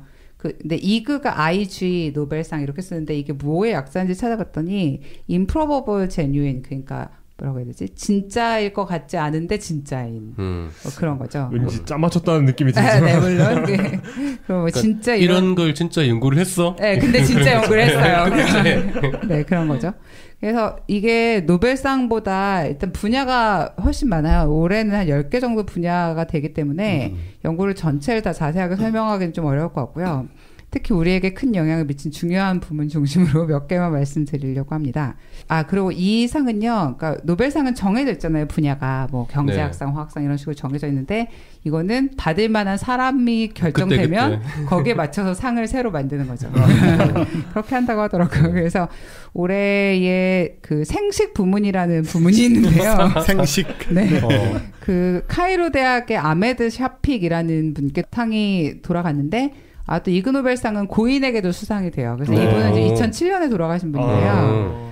이분이 무슨 실험을 했냐면, 그러니까 생식에 관한 굉장히 중요한 실험이니까 방송을 듣는 분들도 신경 써서 들으셔야 되는데, 실험용 쥐한테 다양한 소재의 바지를 입히는 거예요. 바지를? 네. 그래서 옷감이 성생활에 어떤 영향을 미치는지를 파악하는 거예요. 옷감에 따라? 네, 그래서 면, 모, 그리고 폴리에스테르 100%와 면 50, 폴리에스테르 50 이런 식으로 섞은 혼방 직물을 골고루 입혀서요. 그 실험을 했는데, 약간 충격적인 결과가 있어요. 폴리에스테르 바지를 입은, 폴리에스테르 100% 바지를 입은 쥐들은 성생활이 활발하지 않은 걸로 조사가 됐다고 합니다. 그래서, 네, 이거 상당히 실용적인 연구죠. 그래서. 의미 있는 결과가 나왔군요. 네네. 그래서 이거 지금 사실 동물 실험 단계니까 단언하기는 어렵지만 어쨌든 여러분들도 집에 가서 속옷에 태그를 한번 확인을 하고 네. 가급적이면 천연 섬유로 면 바지를 입어라. 네, 면이나 뭐 그러니까 네, 그렇죠. 면이나 모로 가셔야 되는 거죠. 그냥 들으면 그냥 그렇구나 하는데 이거 이 쥐 바지를 만들고 있는 거 네, 상상하면 진짜 이거 관련된 기사 이그 노벨상 올해 뭐 2016 찍어서 나오면요. 그 쥐가 바지를 입고 있는 그림이 스케치가 있어요. 그 그림이 하도 어처구니 없이 웃기니까 이 뉴스엔 다 그 그림이 실렸더라고요. 좀 그 햄토리 느낌도. 네. 그 입은 지와 안 입은 지의 차이인가요? 아니 그거는 모르겠어요. 아니요, 일단 바지를 입는 결국은 인간들을 이롭게 하기 위한 실험이기 때문에 바지를 입지 않은 건 없고요. 교수님은 이제 논문의 결론 부분에서 아무래도 이제 폴리에스테르가 정전기를 발생시키니까 그 영향이 아닐까 하고 추측을 했다고 합니다. 네, 그리고 진짜 상줄만 하네. 네, 이건 그러니까 사실 그 이그노벨상이 아무한테나 사실 주는 건 아니고요. 이 바보 같은 동시에 뭔가 시사하는 바가 꼭 있어야지 주는 것 같더라고요. 그러니까 뭐 허경영 이런 사람은 네, 그런 건 안 되는 거예요. 진짜 진지하고 의미 있는데 이상한 연구에 주더라고요. 네. 그리고 예전에 이그 노벨상 받은 분이 실제 노벨상을 받은 케이스도 뭐 있었고 막 이랬던 것 같아요. 그리고 또 이제 그러니까 이건 사실 정말 좀 약간 생활의 지혜 이런 식으로 좀 되게 중요한 것 같은데 의학상인데요. 물론 뭐 이제 뭐 청색 LED만큼 유용한 건 아니겠지만 그 독일 리베트대 연구팀이 왼팔이 가려울 때 거울을 보고 오른팔을 긁으면 가려움증이 약간 가신다는 거 발견한 거예요. 저 이거 해봤어요, 집에서. 해봤어요? 네. 마침 모기에 물려가지고.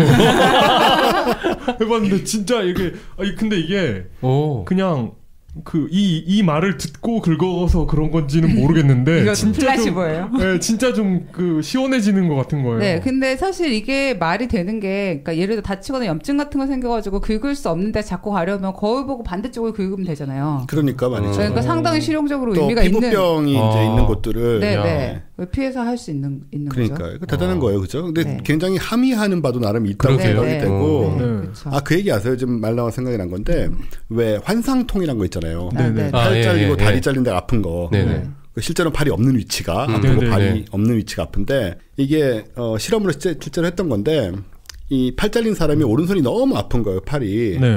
그래가지고 어떤 식으로 했냐면 이거랑 똑같이 거울을 이렇게 딱 가운데 놨어요. 그런 이제 왼손 멀쩡한 손이 오른손에 있는 것처럼 보이죠. 그런 다음에 주먹을 쥐었다 풀라고 그랬어요. 그러니까 오른손이 주먹이 풀어지는 효과가 생기면서 그러니까 팔 잘릴 때 주먹을 쥐고 있었던 거예요. 그 근육 상태가 계속 유지가 되니까 힘이 계속 들어가서 팔이 아팠던 거예요. 근데 손이 없으니까 주먹이 없으니까 풀 수가 없잖아요. 그걸 왼쪽 손을 보고 거울로 풀고 그 즉시 통증이 없어지는 거예요. 그건 제가 어디서 본 것 같아요. 예. 이런 일도 있었어요. 이건 진짜 상 받아요. 이거 노벨상 받아야 되는 거 아니에요? 진짜. 그게 다 모두에게 통하는 건 아니겠지만 대부분의 경우에 통하는 것 같아요. 진짜요? 네네. 이건 노벨상이 아니라 노벨상이잖아요. 생리의학상. 그러네요. 제가 이게 웃으면서 할 얘기는 아닌데 제가 우리나라 의학상 이거 노벨상 하나 있어요. 모든 죽음의 원인을 밝힐 수 있어요. 심폐정지. 모든 죽음의 원인은 심폐정지입니다. 맞아요. 이런 거에 이거 맞아. 진짜 심폐정지만 막으면 그렇죠. 영생할 수 있는 거죠. 숨 마시면 안 죽는 거예요. 야, 세상에 이걸 몰랐어 우리가. 근데 이거 원래 추천할 수 있잖아요. 내년에 진짜 한번 내볼까? 추천할까요? 내봐요. 좋아요. 모든 죽음의 원인을 밝혔잖아요. 심폐정지. 그러게요. 좋아요. 우리도 이 영광을 이그노벨상 3번을 받은 걸로 알고 있는데 최근 좀 뜸했다는. 이제 한번 받을 때가 됐죠. 이건 분명히 사회적인 의미가 있는 그렇기 때문에 정말 추진하도록 하겠습니다. 그리고 이제 아까 시작할 때 말씀하셨던 것처럼 일본 연구팀이 유전자 자가 포식 어쨌든 그걸로 노벨상을 받았잖아요. 근데 올해 이그노벨상도 일본인 연구자가 받았습니다. 히기시 야마라는 교수님이 인지 부문에 수상을 하셨는데요. 재밌어요. 이분이 원래는 시각에 의한 공간 지각을 연구를 하는 분인데 그러니까 2006년에 발표한 논문으로 상을 타셨습니다. 논문의 제목은 가랑이 사이로 보이는 세계의 크기의 항상성 저감과 거리의 단축이라는 논문인데요. 뭐냐면 가랑이 사이만 빼면 굉장히 있어 보이는데 쉽게 말하면 다리를 벌리고 허리를 굽혀서 다리 사이로 뭐를 보면요. 애들이 잘하는 거죠. 네, 풍경의 거리감이 감지가 안 된다는 거예요. 뒤로 이렇게 해서 허리 숙여가지고 뒤로 보면. 그런데 이 실험에서 좀 그 실험 내용이 이렇게 간단하게 나왔는데 일본 신문에 그러니까 뭐냐면 예를 들어서 우리가 3D 안경 같은 걸 써서 상하 좌우를 전환을 하는 안경을 쓰면 크기를 제대로 파악을 할 수 있대요. 똑바로 서서. 근데 고개를 숙여가지고 보면은 1m짜리 삼각형을 60cm로 인지한다든지 이렇다는 거예요. 그래서 이제 우리가 그 몸의 자세가 어떤 착시나 공간 지각하고 직접적인 관계가 있다는 것을 밝혀냈다고. 근데 이건 제가 알기로는 새로운 발견이 아닌데요. 그런가요? 알려진 거예요. 왜냐하면은 달 착시가 있잖아요. 달이 뜰 때 크게 보이잖아요. 맞아요. 이거 다 가랑이 사이로 보면 크게 안 보여요. 이거는 진짜요? 가랑이 사이로 보면은 하늘에 뜨는 거하고 똑같이 보여요. 이건 천문학자들만 알고 있는 이상한 무엇 아닌가요? 아니 그 달 착시의 원인을 밝혔거든요. 왜 그런 거예요? 근데 진짜 항상 궁금했어요. 그게 뭐라 그러나 철로를 보고 가까이 있는 것처럼 보이는 게 있고 멀리 있는 것처럼 보이는 게 있잖아요. 철로를 이런 식으로 원근에 의해서 멀리 있는 것처럼 보이는 애가 크게 보이거든요. 그렇죠. 멀다고 사람이 저는 멀리 있으니까 작게 보일 테니까 크게 해야지라는 그런 착시가 있는 거예요. 그러니까 달이 반구일 때 그 저쪽 지평선 쪽을 보는 거하고 사람이 머리 위를 보는 거하고 머리 위를 가깝게 꼭대기를 가깝게 느껴요. 방구를 그릴 때 그래서 지평선에 있는 애를 멀다고 생각하기 때문에 확대해서 크게 보는 거거든요. 해도 마찬가지겠네요. 마찬가지예요. 그걸 해결하는 방법이 가랑이 사이로 보는 거거든요. 그러면 그게 없어지는 거예요? 없어져요. 진짜 신기하다. 꼭 해봐야 돼요. 저 어렸을 때 기억해 보면 진짜 어렸을 때 기억인데 가랑이로 이렇게 보잖아요. 고개를 숙여가지고 그런 걸 하던 게 기억나는데 제 기억에는 그렇게 보면 뭔가 좀 다르게 보이는 느낌이라고 해요. 다르게 보이죠. 그래서 계속 그렇게 봤던 것 같거든요. 근데 가랑이 사이로 볼 수 있는 사람이 별로 많지 않아요. 특히 나이 연배가 되면 나이를 먹고 나면 저도 지금 생각해보니까 가랑이 사이로 내가 볼 수 있을까라는 일단 허리가 90도 이상으로 꺾여야 됩니다. 일단 그렇군요. 지금 하려면 일단 다리를 찢는 과정이 있어야죠. 요가를. 네, 그래서 어쨌든 그 이번 수상으로 이그 노벨상에서 일본 올해로 10년 연속 수상이라고 합니다. 와, 네, 이런 경사가. 뭐, 네. 역시 과학 강국은 달라요. 네, 그리고 이제 뭐 간단한 이제 이 주요 부분은 이 정도인 것 같고요. 그리고 이제 뭐 생물학상은 정말 잘 모르겠는데 인공 염소 다리를 자기 몸에 붙이고 풀을 이렇게 뜯어 먹으면서 염소로 사는 실험을 하고 실험에 대한 책을 내신 분들이 있대요. 그래서 이분에게 돌아갔고요. 그 실험을 왜 한 거예요? 책 내려고 한 것 같아요. 근데 이게 약간 공동 저자인데 한 분은 오소리처럼 털을 붙이고 굴을 파고 벌레를 잡아먹는 실험을 또 했대요. 그래서 두 분이 같이 책을 과학자인가요? 아닐 것 같은데요. 아닌 것 같죠. 근데 어제는 그런 과학자는 아닌 것 같기도 해요. 잘 모르겠어요. 그리고 심리학 부분에서는 거짓말을 잘하는 사람 1000명을 모아서 생애 주기 거짓말의 패턴을 찾아내는 다국적 연구팀에 돌아갔고요. 그리고 물리학 부분은 흰 말에 파리가 더 달라붙고 잠자리는 까만 묘비에 더 많이 붙는다 이런 연구를 하신 공로로 유럽 4개국 연구진에게 돌아갔습니다. 연합 연구진. 야. 아까 거짓말 생애 주기는 결혼하면서 급격히 늘어나지 않나요? 이거는 자세히 찾아보진 않았는데 대충 내용은 어렸을 때 조금 하다가 점점 커가면서 많이 하다가 막상 60살이 넘으면 덜 한다 뭐 이런 얘기가 나와요. 말을 덜 하니까요. 그리고 올해 평화상은 어떤 그럴듯해 보이는 헛소리에 대한 수용과 감지에 대한 연구를 하신 고든 페니쿡이라는 분의 연구팀에게 돌아갔는데요. 그럼 이제 무슨 말인가? 뭐냐면 이제 말이 되는 것 같은 헛소리, 그러니까 이제 불시시라는 단어가 나오는데 헛소리를 사람들이 어떻게 받아들이고 이걸 어떻게 느끼는가에 대한 이제 그런 연구라고 하는데. 사실 이런 연구였으면 우리나라에 하셨으면 진짜 잘 되었을 것 같은데. 네, 그렇습니다. 그리고 노벨상처럼 이그 노벨상도 이게 여기서 이 논문에서 말하는 심오한 듯한 보이는 헛소리에 그 태양계 연대기도 포함되는 알았다면 당연히 포함이 되지 않았어요. 번역이 안 돼 있습니다. 네, 그리고 노벨상도 왜 개별 연구자한테도 수상되지만 단체한테도 수상이 되잖아요. 그래서 올해 이그 노벨상의 화학상 부분은 굉장히 유명한 단체에 돌아갔습니다. 아마 수상 연구를 들으시면 어떤 단체인지 아실 텐데요.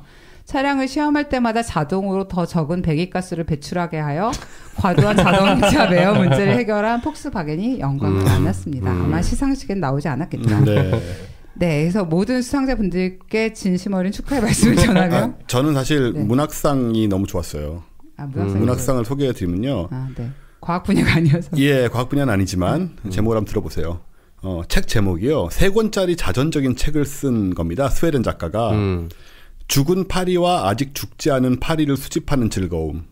이라는 책을 냈는데 이게 실제로 스웨덴에서 베스트셀러가 됐대요. 아 진짜요? 예, 아마 죽은 파리, 죽지 않은 파리 얘기만 하고 있지는 않겠죠. 왠지 초파리 과학자들이 막 제목도 죽은 파리와 살아있는 파리를 수집하는 것도 아니고 죽은 파리와 아직 죽지 않은 파리를 수집하는 즐거움. 사실 모든 생명체는 그렇죠. 네. 죽었거나 아직 죽지 않았거나. 굉장히 인상적이었어요. 네. 저는 아까 인지? 가령이 사이 그거는 좀 재고를 해봐야 되지 않나. 네. 꽤나 중요한 그런 연구도 있을 수 있는 것 같아요. 나중에 생각해보면. 네, 그럴 것 같아요. 네. 제가 이그 노벨상을 굉장히 오랫동안 궁금해해왔는데 제가 역사상 제일 웃겼던 거는 2001년의 생물학상인데요. 방귀가 배출되기 전에 제거하는 숯 필터가 붙은 밀폐형 팬티를 개발한 발명가가 받았어요. 너무 좋은 거 아니에요? 그건 꼭 필요한 거 아니에요? 방귀가스가 나오기도 전에 중화되는. 그러니까 팬티에서 그쳐지는 거네요. 네, 팬티에서 이걸 해결해 줍니다. 네. 그 디젤차에 붙는 매연 저감 장치 같은 그런 식으로. 네. 예, 근데 제품이 여태까지도 판매되지 않는 것 같아서 유감이고요. 아마 이론에 그친 것이 아닌가. 아마 쥐한테 입혀봤더니 성생활 안 해서 그런 게 아닐까요? 사람들이 나름대로 사람이 있는 데서 피하는 기술을 다 터득한 거예요. 네, 그리고 한국도 3번을 받았는데요. 다 얘기할 필요는 없지만 이 다미선 교회 이장님 목사 기억나세요? 휴거. 네. 예, 90년대 휴거 소동을 일으켰던 이분이 수학상을 받았습니다. 한참 지난 2011년에 예, 수학상에 성경을 해석해서 종말의 날짜를 예견한 게 이분의 이제 업적이잖아요. 네, 업적이죠. 수학적 추정을 할 때는 매우 조심해야 한다는 사실을 일깨워줬더라고요. 이정리 목사께서 수학상을 받으셨습니다.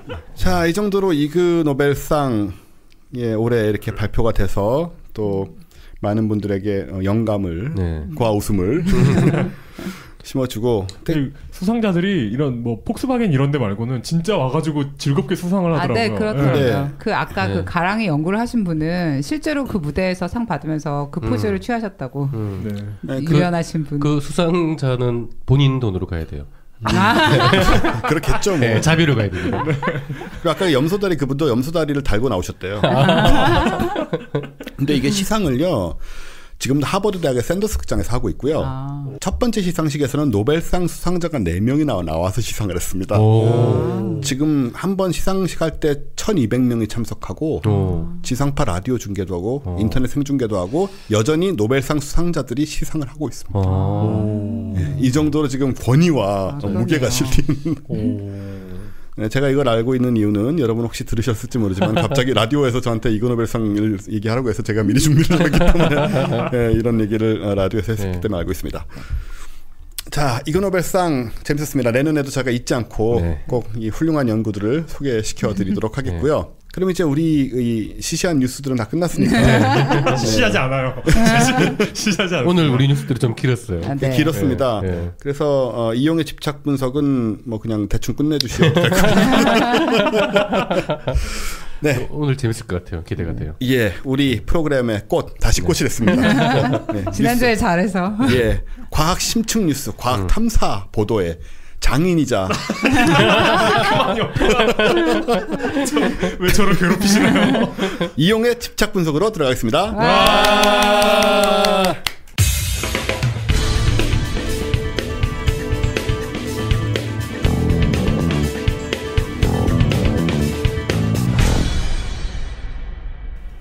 자, 이용의 집착 분석. 오늘은 어떤 집착적인 분석을 보여주시겠습니까? 네.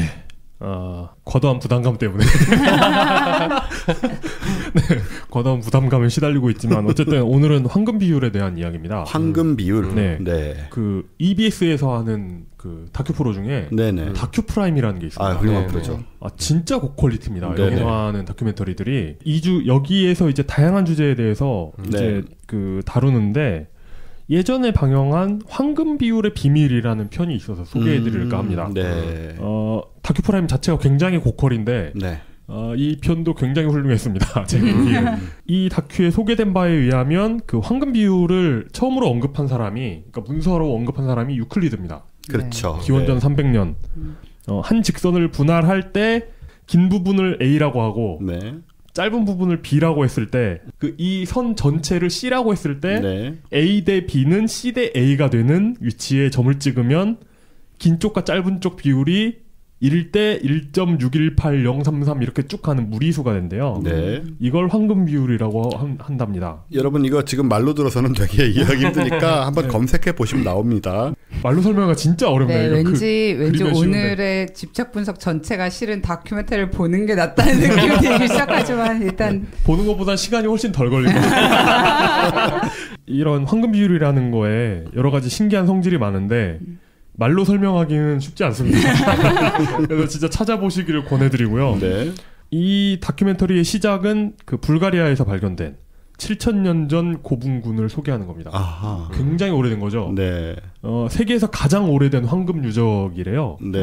그래서 10,000점이 넘는 유적이 발견이 됐는데 여기에 수학자 크리스토 스몰레노프라는 양반이 여기에서 발견된 그 황금판이 있는데 이 유물의 대각선과 가로의 비가 아주 정확하게 황금 비율이라는 소개를 합니다. 그래서 이 황금판이 황금 비율이고 그리고 이 황금판의 가로 길이도 같이 발굴된 뭐 황금소랑 황금 실린더 길이를 합한 거랑 같고 뭐 이런 걸 쭉 나열을 합니다.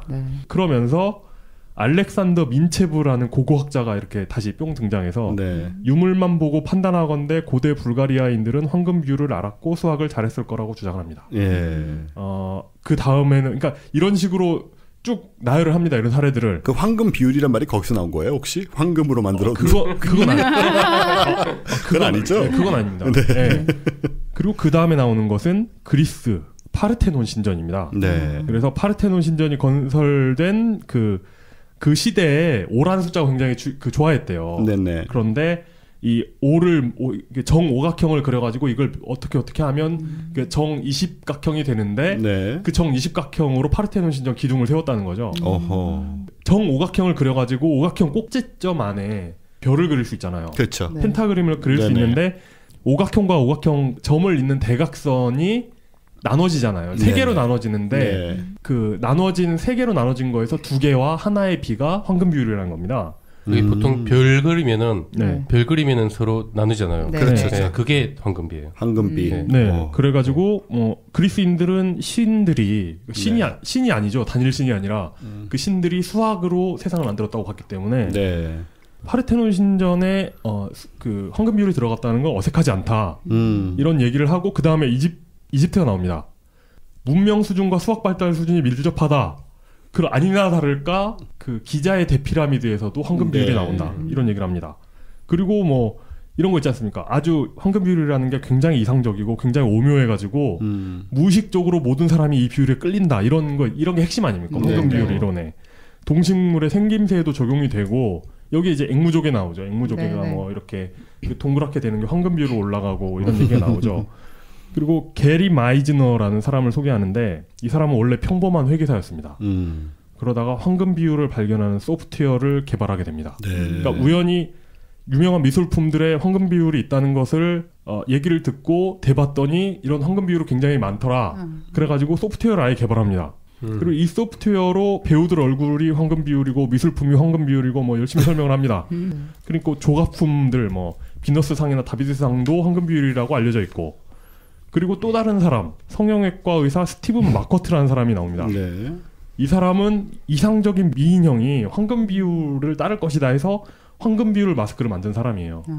황금 비율로 재구성한 아름다운 얼굴 마스크를 만들어가지고 왜 환자들이 병원에 올 때는 못생겼다가 병원에 나갈 때는 아름다워지는가를 수학적으로 연구한 거예요. 사실 이 다큐는 황금 비율과 더불어서 왜 아름다운 것은 아름답고 안 아름다운 것은 안 아름다운가를 찾아가는 느낌이 있거든요. 네. 그래서 황금 비율이라는 것이 아름답다는 것을 설명하는 효과적인 방식이다라고 하면서 유명한 조사 결과도 나옵니다. 여러 가지 사각형 중에 가장 아름다운 사각형이 뭔가라는 질문에 35%의 사람이 황금 비율 사각형을 꼽았다라는 거 어디서 들어본 적 있잖아요. 이런 얘기도 나오고 일부의 마무리는 애플입니다. 애플? 네, 회사. 네. 애플의 사과 디자인을 한 사람이 롭 제노프라는 사람인데 애플 로고를 그린 목표는 사람들이 이걸 봤을 때 사과라는 것을 알았으면 좋겠다라는 단순한 의도였는데 네. 최근에 어떤 사람이 이메일을 보내가지고 이 사과 마크를 이렇게 해보니까 각종 황금 비율이 들어간 이런 의도로 만든 거 아니냐라고 물어봤다는 거예요. 그래서 의도한 것은 아니지만 황금 비율이 맞아 들어간다고 하니까 기분은 좋았다. 그 댄 브라운 소설 다빈치 코드에 네. 황금 비율에 대한 설명이 굉장히 네. 자세히 나와요. 이렇게 일부가 끝납니다. 황금 비율이라는 것이 우리 생활에 자리 잡고 있구나라는 생각에서 더 나아가서 이게 진짜 황금 비율에 진짜 본능적으로 끌리는 건가 본데 하는 식으로 끝나요. 혹시 반전이 있습니까? 심각한 반전이 있습니다. 제가 음모론 전문가잖아요. 네, 이 시메트리 계통, 지오메트리 계통은 굉장히 중요한 부분입니다. 음모론의. 네. 그렇습니다. 댄 브라운 얘기예요. 다빈치 코드가 그렇죠. 레오나르도 다빈치 얘기 막 하면서. 그러니까 2%가 걸출한 건 뭐냐면 일부는 이렇게 끝나요. 네. 올라가면 그냥 그렇구나 하고 보다가 2부를 시작하면서 그 오프닝 나레이션이 이겁니다. 진실을 알기란 쉽지 않습니다. 누군가 가리키는 것이 무엇인지 알려면 그리고 확신이 들지 않으면 직접 찾아보는 수밖에 없습니다. 그렇죠. 라고 이런 문구로 시작합니다.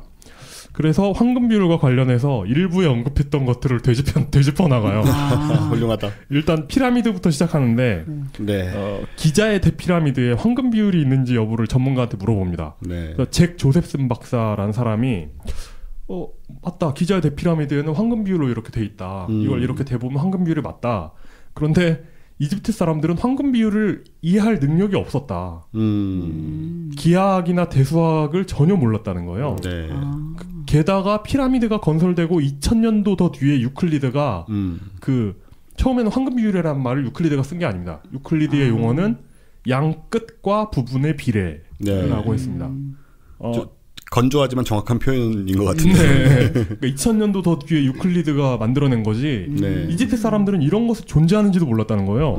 그래서 헨리 린든이라는 사람이 그 옛날에 룩소르의 골동품 가게에서 책 한 권을 발견합니다. 물론 우리가 알고 있는 그런 책은 아니에요.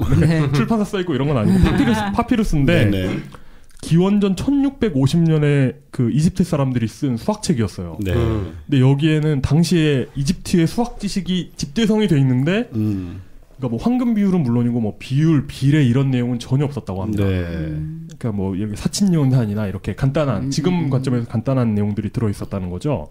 어린이용이기 때문에 그런 거 아니었을까요? 이집트 시대에는 유치원에서 이 정도는 가르치고 그렇다면 문제가 있는데요. 그리고 우리가 알다시피 이집트에 피라미드가 하나만 있는 게 아니지 않습니까? 예, 많죠. 그 쿠팡의 피라미드가 황금 비율인데 이거 말고는 70여 개 중에 황금 비율 피라미드가 하나도 없다는 거예요. 그냥 하나가 우연히 70개 있으니까 네, 그 중에 하나가 우연히 맞아 들어가고 대충 뭐 1과 2 사이의 비율로 다 지어진 거죠. 일부에서 이야기가 나왔던 파르테논 신전도 이야기가 다시 나옵니다. 이 건물이 황금 비율로 건설됐다는 얘기는 현지 가이드들이 빠지지 않고 계속 기계처럼 반복합니다. 그런데 정작 어느 부분이 황금 비율인지는 아무도 모른다는 거예요. 기둥 쪽 가로 세로비는 1대 2.25래요. 전혀 상관없네요. 네, 전혀 상관이 없습니다. 이건 그 파르테논 복원팀이 인증한 거고 그리고 일부의 그 황금 비율 찾기 소프트웨어 있잖아요. 거기에 넣고 돌려봤더니 신전 제일 위쪽 기둥 테두리 쪽의 그림들이 황금 비율로 되어 있다는 거예요. 어딘가 하나는 맞게 돼 있잖아요. 그게 큰 구조로면. 그러니까 그 어딘가 하나 말고는 황금 비율이 없다는 겁니다. 그럼에도 불구하고 왜 황금 비율이 가이드들의 주요 레파토리가 됐는가? 미술품이 왜 아름다운지를 설명하는 굉장히 효과적인 방법이라는 겁니다. 그러니까 예를 들어 단체 관광객들이 가이드를 따라다니다가 이 건물은 왜 이렇게 유명한가요? 라고 했을 때 수많은 얘기가 있지 않습니까? 이 건물에 어떤 내력이 있고 뭐 이걸 봤을 때 주변과 어떻게 어울리고 이렇게 얘기하는 것보다 그냥 이게 딱 황금 비율입니다. 기가 막힙니다. 이렇게 이야기하는 게 훨씬 그 가이드 입장에서 편하다는 거죠. 어차피 가이드와 관광객의 관계는 교수 학생의 관계가 아니라는 겁니다. 그리고 일부 황금 비율 미술품으로 알려진 밀로의 비너스를 보여주는데요. 근데 실제로 재보니까 그 비율이 1대 1.555라고 합니다. 황금 비율이 아니었어요. 다비드상도 1.535. 뭐 약간 비슷하긴 하지만 황금 비율은 아니네요, 정확하게. 아닌 거죠, 그냥. 그러니까 아닌 거죠. 네. 우리에게 알려준 황금 비율 사례가 실측된 경우가 없다. 자의적인 기준에 따른 것이 대부분이다. 라는 겁니다. 심지어 시각적인 아름다움하고도 무관하다. 라고 합니다. 황금 비율로 사각형을 쌓아나가가지고 이렇게 나선을 만드는 거 있잖아요. 근데 앵무조개가 그 황금 비율이다. 라고 했는데 그것도 아니었어요. 실제로 3D 프린터로 황금 비율 앵무조개를 만들어서 비교까지 해줍니다. 근데 모양이 전혀 달라요. 이게 전부 다 그냥 미신이었던 거네요, 일종의. 거의 대부분이. 그러니까요. 그런 얘기가 나옵니다. 이런 믿음이 얼마나 깊게 퍼져 있냐면 키스 데블린이라는 프리스턴 대학교 수학계 교수가 나옵니다. 그런데 자신이 책을 쓰면서 자기 책에 그 황금 비율 사례로 앵무조개를 넣었다는 거예요. 그 사파로 앵무조개 그림을 넣었대요. 그러니까 이 사람도 재보지 않고 그냥 사람들이 그렇다니까 믿고 그랬던 거예요. 뭐, 그러니까 다 이런 식이에요. 예술 작품도 사실은 황금 비율이 없었다. 이분을 찾아갑니다. 황금 비율 마스크를 만들었던 스티븐 마쿠어트 성형외과 의사를 찾아갑니다. 그런 걸 하거든요. 그 예쁘기로 소문난 배우들 얼굴에 그 황금 비율 마스크가 그려진 셀로판지 같은 걸 대봅니다. 딱 맞아 떨어지거든요. 그런 걸 그 일부에서 많이 했었는데 이 황금 비율 마스크에 대해서 천체 물리학자 마리오 리비오 씨가 이렇게 얘기합니다. 저는 황금 비율을 가지고 아름다운 얼굴을 만들 수는 없다고 봅니다. 라면서 수많은 아름다운 것들이 있고 이런 것을 설명하는 공식은 만들 수 있는데 이것만으로 아름다움을 설명할 수는 없다. 심지어 사람들이 황금 비율보다 얼굴이 대칭인 걸 더 좋아한다는 연구 결과도 있다. 라는 얘기를 하고 난 다음에 바로 스티븐 마크워트 씨 인터뷰로 넘어갑니다. 굉장히 악의적인 편집이라고도 볼 수 있는데 그분한테 아마 이렇게 물어봤겠죠. 좌우대칭인 게 더 아름답다는 얘기가 있는데 어떻게 생각하냐고 이렇게 물어봤겠죠. 스티븐 마크워트 씨가 이렇게 대답을 합니다. 황금 비율 마스크는 수학적으로 완벽하기 때문에 당연히 좌우대칭이다.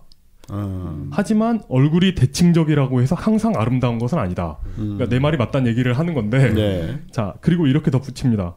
못생긴 얼굴은 대칭적으로 만들어도 여전히 못생겼습니다. 맞는 말 같기도 하고. 대칭적으로 못생긴 거죠.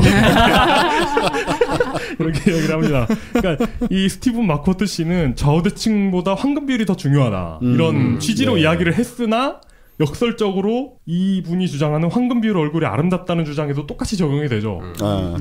황금 비율이어도 황금 비율로 못생긴 거죠, 그냥. 그러니까 눈, 코, 입이 못생겼으면 뭐 황금 비율이든 뭐든.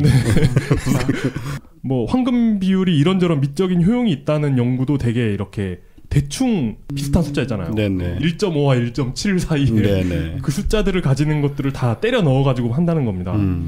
이런 사례도 있습니다. 미국 의류업체에서 이런 그 황금 비율 청바지라는 게 나왔습니다. 그래서 마케팅에 활용했다고 합니다. 디자이너 이게 마케팅 포인트가 그거죠. 당신보다 똑똑한 청바지. 그래서 미학적으로 완벽한 황금 비율로 만들어져서 아름답다. 청바지가 이렇게 주장을 합니다. 청바지란 사람 몸에 입어야 되는 게 그 의미가 있을까요? 그래서 우리는 아주 공들여가지고 이 비율을 조정합니다. 이렇게 주장을 합니다. 그래서 이 다큐를 만드는 분들이 이 청바지의 어디가 황금 비율입니까? 라고 물어봅니다. 인터뷰 중에 그 면전에다가 그 청바지 도면을 보여주면서 야, 정확히 어디가 황금 비율인 거예요? 이렇게 물어보니까 디자이너의 동공이 떨리기 시작합니다. 이렇게 그런 거 있잖아요. 이렇게 뭐 두 손이 허공에서 이렇게 갈 길을 잃고 뭐 이런 거 있잖아요. 말을 더듬기 시작하고 이러면서 이게 정확하게는 안 나올 수도 있는데, 막 이렇게 뭐라고 중언부언하다가, 이게 1.7이 안 나올 수도 있습니다, 이러는 거예요. 그러니까 황금 비율을 1.7이라고 생각하고 있었던 분이었던 겁니다. 심지어 황금 비율이 뭔지도 몰라. 네. 그리고 아니나 다를까. 사무실에 앵무족의 사진이 있습니다. 그러니까 황금 비율 이론은 그냥 장사 속에 불과할 수도 있다. 좋은 말로는 마케팅 툴이죠. 그러니까 일종의 수미상관이죠. 이 다큐 2부의 마지막에는 일부 최초로 든 사례 7,000년 전 불가리아 황금 유물이 나옵니다. 황금판이 황금 비율이라고 진지하게 믿는 학자, 아까 그 양반 있지 않습니까? 그런데 또 다른 학자가 나왔는데 그분은 그냥 적당한 직사각형 모양일 뿐이다. 황금판 자체가 마모가 심해가지고 이게 황금 비율인지 아닌지 따질 수도 없다. 자기네 조상들이 실제보다 더 위대하다고 믿고 싶어하는 사람들이 어느 나라에나 있지 않습니까? 그렇죠. 불가리아에도 이런 사람들이 있기 때문에 그런 사람들 말고는 딱히 그 황금 비율이 유적에 존재한다고 믿지 않는 것 같더라고요. 유클리드가 황금 비율을 발견하고 나서 붙인 이름은 양끝과 부분의 비례였는데 그리스 시대 학문이 르네상스 시대에 재발견되지 않습니까? 이때 파치올리라는 수학자가 신성한 비율이라는 이름을 붙입니다. 디바인 프로포션이라는. 그러다가 19세기에 생물학자 중에 마틴 옴이라는 사람이 식물에도 이런 비슷한 비율이 있다. 그러면서 황금 비율이라는 말을 처음으로 쓰게 된 거죠. 개념 자체는 유클리드가 만들었는데 이름 자체는 최근에 나온 거예요. 100년 정도밖에 안 된 거네요. 근데 양끝과 부분의 비례라고 하면 그냥 수학 정리잖아요. 황금 비율이라고 하니까 이름을 너무 잘 지은 거예요. 정말 잘 지었네. 그래서 어디에나 쓰이는 개념이 된 겁니다. 이게 과학 입장에서는 굳이 반증을 해가지고 이게 거짓말입니다라고 널리 알리기에는 너무 시시한 사안인 겁니다. 그렇기 때문에 방치되고 있었던 거죠. 그러게요. 이런 믿음들에 대한 전반적인 공격을 하는 그런 다큐였습니다. EBS의 집착 다큐네요.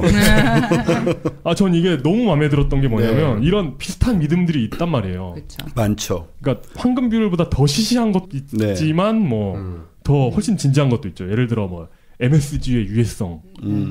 안 유해하다는 게 이제 결론이 그렇게 나고 있죠. 그렇게 나고 있는 거고 비행기에서 전자제품을 쓰면 안 된다라던가. 근데 이것도 이제 써도 된다로 결론이 나고 있더라고요. 바뀌고 있죠. 과학적이지 않은 믿음이 생기는 과정 있잖아요. 그러니까 내 삶에 중요하지 않은 어떤 문제에 대해서 예를 들어 황금 비율이 존재한다라는 명제에 대해서 굳이 반박하려고 하지 않거든요. 증명하려고 하지 않고 그냥 뭐 그런가 보지 하고 지나가는데 이렇게 그냥 그런가 보다 하고 많은 사람들이 넘어가가지고 퍼진 믿음이 누군가에게는 삶에 굉장히 중요한 의사결정을 하는데 영향을 줄 수 있다는 생각이 듭니다. 그러니까 그렇죠. 황금 비율은 굉장히 무해한 편이고요. 예를 들어 인공화학 제품은 건강에 나쁘다 라는 게 뭐 대중적으로 받아들여지고 있고 일면 사실이기도 하잖아요. 네. 그런데 그러므로 예방주사도 건강에 나쁘다 이런 식으로 이야기가 파생되는 경우가 있는 것 같더라고요. 그쵸. 그게 뭐 그 천일염 화학 소금 이것도 맞아요. 그렇죠. 심지어 제가 얼마 전에 들은 그러니까 아이들을 전혀 인공이나 화학 물질을 안 쓰고 키우겠다는 왜 어머님들이 계시잖아요. 백신 안 맞히고 막 이러시는데 아기가 머리가 아프다고 열이 나고 머리가 아프다고 우는데 어떻게 하냐고 그 카페에다 글을 올린 거예요. 근데 이제 그 원 글하고 답글이 같이 이렇게 cap처해서 돌아다니는데 자석을 사다가 머리에 올려놓으면 된다고 이런 식으로 조언을 해주는 거죠. 그랬더니 우리 집에 자석 없는데 막 거기 댓글로 이제 붙은 거예요. 막 우리도 자석을 사다 놔야겠네요. 막 이런 식으로. 근데 그러니까 말하자면 비슷한 거죠. 누군가 무슨 근거로 왜 말했는지 모르는 건데 어떤 확고한 믿음이 돼서 돌아다니는 거죠. 그런 식으로 해를 끼치면서. 너무너무 많죠, 그런 게. 근데 이제 저의 경험을 얘기하겠습니다. 제가 어떻게 음모론에 빠졌다고 여기서 빠져나왔나. 간증 시간이네요. 근데 진짜 빠지셨던 거예요? 아니면? 전 정말 빠졌죠, 중학교 때부터는. 정말 깊이 빠졌어요.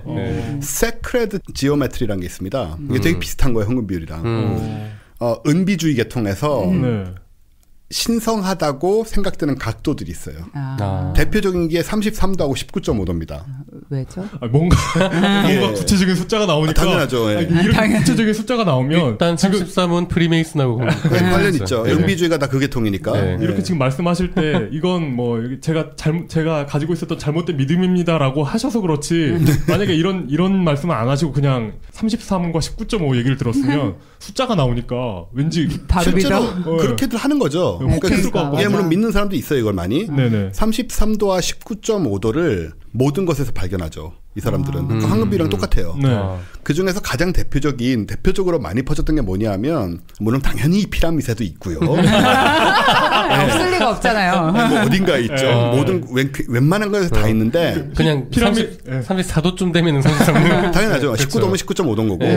그리고 히틀러의 등장도 피라미드에 있고 다 있잖아요. 뭐 그런 식인데 이게 저는 이제 화성 음모론 전문가지만 근데 여러분이 제 태양계 연대기를 보시면 거기에 이 지오메트리, 시메트리 이 각도에겐 다 빠져 있는 걸 아실 수 있습니다. 사실 화성 음모론에서 가장 사람들이 많이 선호했던 게 이거예요. 그 사이도니아 지역이라고 있습니다. 인면함 있는 주변. 그 인면함 있는 주변에 있는 소위 구조물들. 이 구조물들의 각도를 전부 계산을 해서 이게 33도 혹은 19.5도 혹은 33도의 절반인 16.5도 등을 이루고 있다는 걸 엄청나게 자세히 그려놓은 표가 있어요. 물론 그 두 배도 의미가 있겠군요. 물론이죠. 그런 식으로. 3분의 1이면 11도도 의미가 있고. 그런 식으로 이제 엄청나게 복잡한 선이 막 그어져 있습니다. 사이도니아 지역 전체의 이 구조물마다 연결을 해가지고. 중고등학교 때는 거기에 속아요. 야, 이거는 진짜. 이게 사실이 아닐 수가 없다. 이거는 이렇게 정교하게 계산이 분석이 돼 나오는데. 전 파토님 책 보고도 이거 사실이 아닐 수가 없는데. 그러니까 제 책이 수준이 높은 이유가 뭐냐면 이걸 다 지난 거예요. 이 과정을 저는. 거기에 빠졌다가 그걸 계산해서 야, 이거는 인공 구조물일 뿐만 아니고 우리 지구의 피라미드 등에도 남아있는 지구의 그 세클레드 그러니까 성스러운 각도인 33도와 19.5도가 화성 표면에 구현되어 있는 만큼 화성 문명과 지구 문명은 직접적인 연관이 있으며 33과 19.5도는 우주적인 의미가 있는 각도이다 라고까지 생각이 갔었죠. 갔다가 이제 스스로 깨기 시작을 했어. 왜냐하면 이 화성에 있는 이 구조물들을 선으로 그어놓은 게 이 굉장히 멀리서 본 거거든요. 그때 바이킹 찍은 거예요. 심지어 그 시절에는. 바이킹? 가까이 가서 자세히 보면 이렇게 선이 정확하게 안 맞는 것 같아요. 뭔가 정말 말 맞다나 마모돼가지고 어딘가 끝인지도 모르는데 보다 보니까 스스로 느끼겠는 거예요. 이거 좀 이상하다.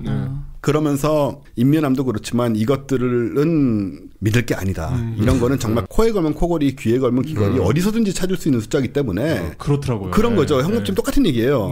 그래서 저는 이걸 벗어났어요. 스스로 벗어났고 이런 거 믿지 말자. 그리고 태양계 연대기에 이해가 없는 겁니다. 웬만큼 화성 문명하는 모든 책 얘기가 다 들어가 있어요. 전 뺐어요. 그 얘기가 강력하게 책을 광고하시는 그 얘기가 들어있으면 평범한 사이비처럼 보일 것이다. 그 얘기가 들어가면 7, 80년대식의 화성문헌이 되는 거예요. 저는 새로운 얘기를 추구하고 싶었고 21세기에 걸맞는. 네. 그리고 이 지오메트리 이게 저는 사이비란 걸 알기 때문에 이게 들어가면은 과학자들은 정말 싫어했을 겁니다.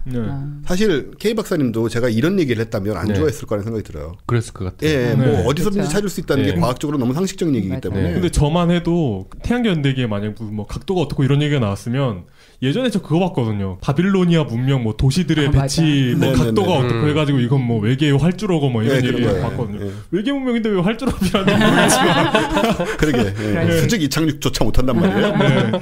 근데 그런 얘기가 들어있으면 훨씬 좀 믿음이 덜 갔을 거예요. 그래서 제가 뺐죠. 제가 이제 그걸 다 거친 거예요. 나름 제 태양계 연대기가요. 이 얘기를 하니까 좀 떠오르는 얘기가 있는데 어제 저녁에 사망진단서 때문에 조금 좌절을 했잖아요.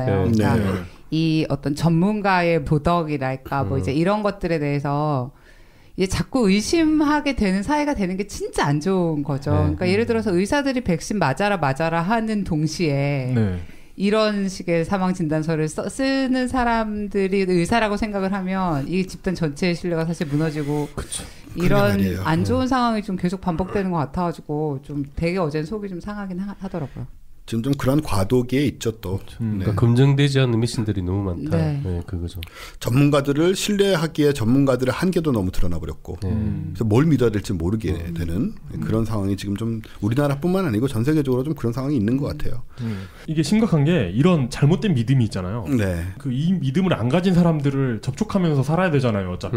그렇죠. 근데 그로 인해서 깨는 게 아니라 내가 잘못된 믿음을 가지고 있었구나라고 생각하는 게 아니라. 잘못된 믿음을 가진 사람들끼리 모이게 되더라고요. 그렇죠. 이게 좀 인터넷 시대가 되면서 더 심한 것 같아요. 단톡방 같은 거 만들어서 같이 얘기하고 계속 자기가 좋아할 만한 뉴스만 이제 보여주는. 그렇죠. 그래서 화성하면 화성 문명만 계속 나오고 자기가 보고 싶은 각도를 보고 그게 황금 비율이고 그게 이 성스러운 각도고 그런 거죠. 늘 답답해하던 포인트인데 이걸 너무 통렬하게 일부에서 굉장히 평범한 그 황금 비율 음모론을 얘기하다가 2부에 들어서 굉장히 뒤통수를 치는 훌륭하네요. 너무 즐겁게. 아인슈타인의 화장실에 했으면 좋았겠다. 맞아. 진짜 그러네요. 이 다큐멘터리 최고의 명언은 그거죠. 못생기면 좌우대칭이어도 못생겼다. 좌우대칭으로 못생긴 거다. 황금 비율이라도 충분히 못생길 수 있다. 그나마 한쪽이라도 잘생길 수도 있는데 정대칭 그 가능성마저 사라지는. 황금 비율이라는 비율은 숫자는 수학적으로 나온 숫자예요. 그게 선 하나를 나눴을 때 이제 둘로 나눴을 때 전체 길이 대 하나의 길이의 비와 그 두 개의 길이의 비가 같다. 이렇게 되면은 그게 이제 수학적으로 해가 2분의 루트 5 플러스 1이 나오거든요. 그렇죠. 이게 이제 대략 무리수니까 그게 1.618로 쭉 나가는 그런 숫자가 됩니다. 이 숫자가 뭐 천문학에서 의미가 있나요? 전혀 없죠. 천문학에서 전혀. 그냥 기하학의 하나의 개념인 거죠. 기하학에서 이거를 이렇게 나누면 이런 숫자가 나온다라는 해석이 나요. 애초에 이 작도가요. 아름다운 뭔가 선을 찾기 위한 작도인 거예요? 아니었죠. 아까 말씀하셨듯이 유클리드는 그냥 뭐라고 표현했다고요? 그냥 양끝과 부분의 비례. 양끝과 부분의 비가 이게 전체 길이와 하나의 길이의 비와 두 길이의 비가 같은 경우 답은 그런 걸 찾은 답은 1.618이다. 그걸 한 거죠, 그냥. 이렇게 하면 그것의 해는 이거다. 그런 거죠. 뭐. 굳이 이걸 한 이유는 수학자들은 굳이 이런 걸 하더라고요. 원래 하는 거예요. 수학자들이 하는 짓이에요. 원래 하는 거죠. 그럼요. 예를 들어서 파이다 하면 파이란 거는 어떤 의미가 있잖아요. 그렇죠? 그렇죠. 그것도 결국 반지름과 지름의 비예요. 그렇죠. 원의 반지름과 지름의 비. 그러니까 반지름은 원주의 비. 그렇죠. 원주의 비. 근데 파이 같은 경우에는 뭐 물론 완벽하게는 아니지만 이제 원이라든가 구란계 우주에 굉장히 많으니까 그런 것들 실제로 적용해가지고 생각할 부분이 많은데 이거는 그렇지도 않고 사실 별로. 그리고 사실 그 이제 원이 파이가 중요하고 원이잖아요. 근데 실제 우주에 완벽한 원은 없어요. 없죠. 실제 뭐 이 황금 비율도 실제 완벽한 황금 비율은 아마 없을 거예요. 없겠죠. 오히려. 무리수를 어떻게 만드는 게 불가능하고. 그냥 개념이죠. 그냥 일도 그 완벽한 일이 어디 있어요. 수학은 다 추상이니까요. 수학도 기하학도 전부 추상적인 것입니다. 그것을 우리가 물질 세계에 적용해가지고 편하게 사용할 뿐이죠, 그냥. 참고로 얘기하자면 완벽한 원 같은 거는 저 이데아의 세계에나 있는 것이지. 물리학자 머릿속에 암소들에게나 있죠. 그렇죠. 진공상태 구형의 암소 같은 거죠. 자, 어쨌든 황금 비율, 뭐 사기, 착각 이런 것들이 뒤섞인 어떤 무엇이다라고 생각을 하면 될 것 같네요. 그래도 이 정도면 굉장히 무해하지 않습니까? 무해하죠, 사실 뭐. 이제 육각수 이런 거에 비하면 훨씬 무해한 것 같은데. 그런 것도 있고 요즘 뭐 음식에 관한 블로그 되게 그러니까 제가 아는 페이스북 친구들 중에서도 말도 안 되는 내가 보면 분명히 말도 안 되는데 그 음식에 대해서 그 유명한 사람이 있거든요. 이런 거 먹어야 되고 뭐 이런 거 먹으면 안 되고 뭐 그런 거를 링크를 하는 사람들이 있어요 보면은. 그 왜 얼마 전에 돌아가신 그 허현회 선생 그분 같은 경우도 자연적인 건 무조건 좋고 자연적이지 않은 건 무조건 나쁘다고 이제 그렇게 하시다 돌아가셨잖아요. 그분은 병원 치료도 안 받고. 병원 치료를 거부하시다가 돌아가셨죠. 근데 그 사피엔스 책을 보면 인간이 지금 자연적인 대로 절대 살고 있잖아요. 아무리 인공적인 걸 안 써도 농사 자체가 자연적인 게 아니기 때문에. 그리고 자연의 독천지잖아요. 독버섯 그런 거. 아니 그분은 심지어 담배는 몸에 좋다 그랬어요. 알아요. 이거는 초기 때문에 자연에서 나온. 그리고 그런 거 있잖아요. 뭐 천연 소금은 건강에 좋지만 염화 나트륨은 맹독이다. 그러니까 심지어는 끓인 물을 다시 끓이면 독성분이 생긴다. 그런 얘기도 나왔어요. 납 이런 거 생긴다고. 그러니까 참 안타까운 일인데 안타깝죠. 이런 맹목성을 우리가 피하기 위해서 바로 과학을 얘기하고 있는 거 아니겠습니까? 굉장히 생각할 부분이 많은 얘기였어요. 사실 저도 황금 비율은 잘 모르고 있었어요. 아까 그 성스러운 각도에 대해서는 허상을 알고 있었지만 별로 생각을 안 해봤어요. 근데 마찬가지의 거였군요. 이런 거 귀에 걸면 귀걸이, 코에 걸면 코걸이인 게 또 뭐가 있냐면 한참 유행했던 바이블 코드가 있죠.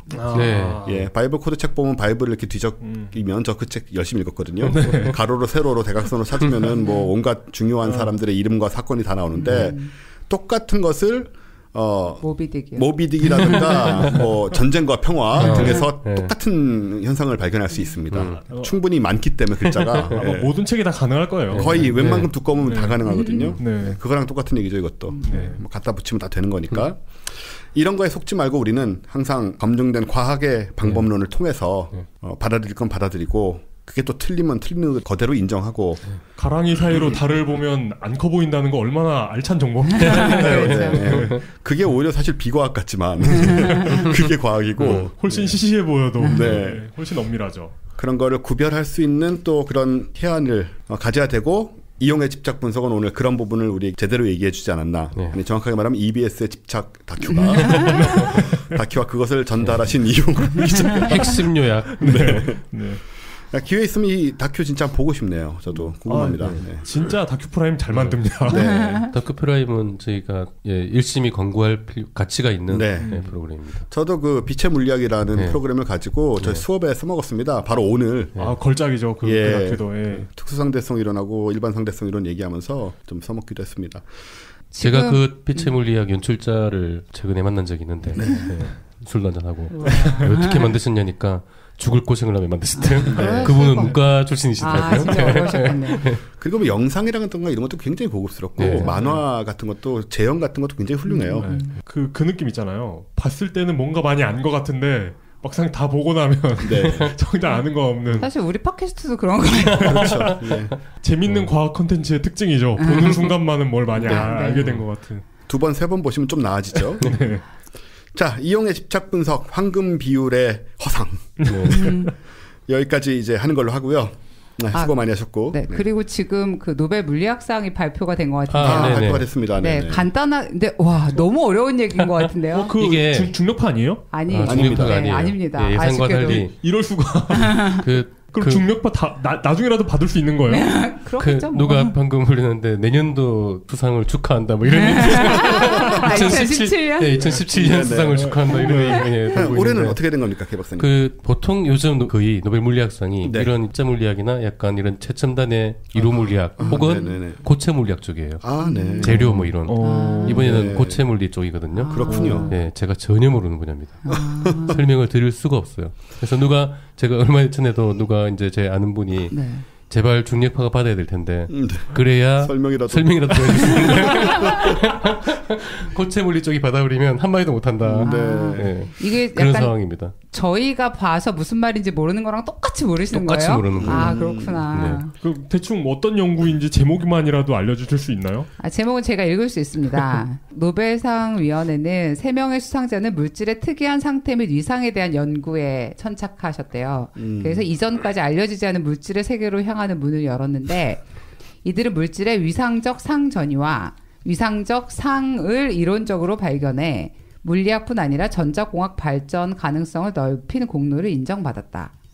이들은 초전도체, 초유동체, 초박막 자기필름과 같은 이례적인 물질, 엑조틱 매터라고 썼어요. 네. 상태를 연구하기 위한 수학적 방법론을 향상시켰다고 합니다. 그러니까 심지어 이 엑조틱 메타라는 용어 사용 방법도 달라요. 우리랑 다른 거죠. 네, 고체 물리학에서 쓰는 용어랑 네. 이런 입자물 이런 쪽이랑 다른 그나마 거예요. 들어본 말인 것 같더니 그것도 아니었어요. 네, 여기 기사에 보면은 7, 80년대 수학에서 사용하는 위상 개념을 물리학에 적용하면서 획기적인 진전을 이루신 분이래요. 네. 요건 약간 무슨 말인지 알겠죠? 네. 이 얘기를 들으니까 제가 아는 거 딱 그 수준이에요. 아, 네. 이 얘기를 들으니까 왜 일반 대중이 이런 황금 비율 이런 걸 좋아하는지 알아들을 수 있어요. 적어도 이해는 되거든요. 그러게요.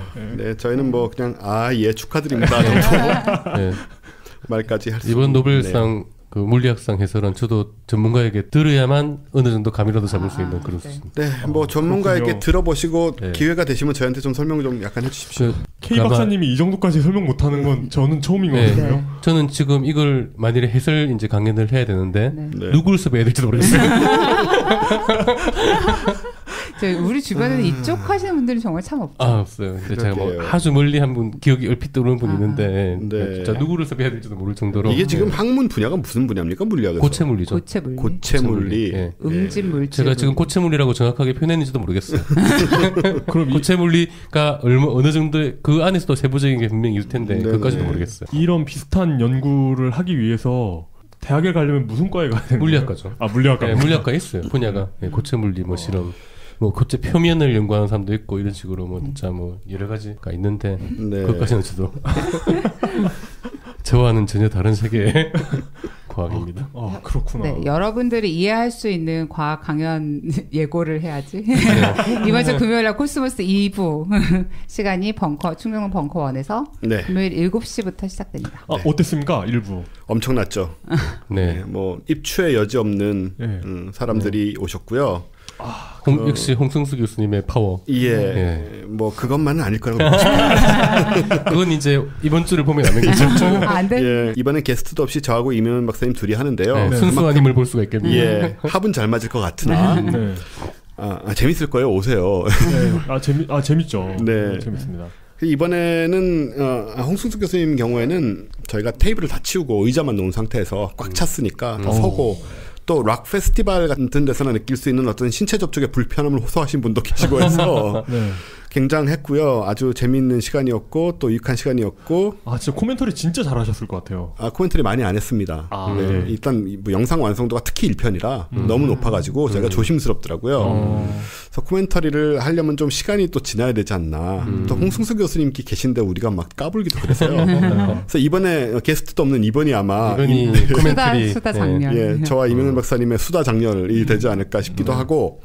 지난번에 홍승수 교수님 하신 거는 이제 다음 주에 과소 과학 같은 소리 하나 대신에 좀 날짜는 확실히 안 정해졌는데요. 저쪽에서 일단 편집을 또 해갖고 오는 걸 저희가 다시 편집을 해야 되는 관계로 데이트가 조만간에 다음 주 내로는 아마 될 거라고 생각이 됩니다. 네.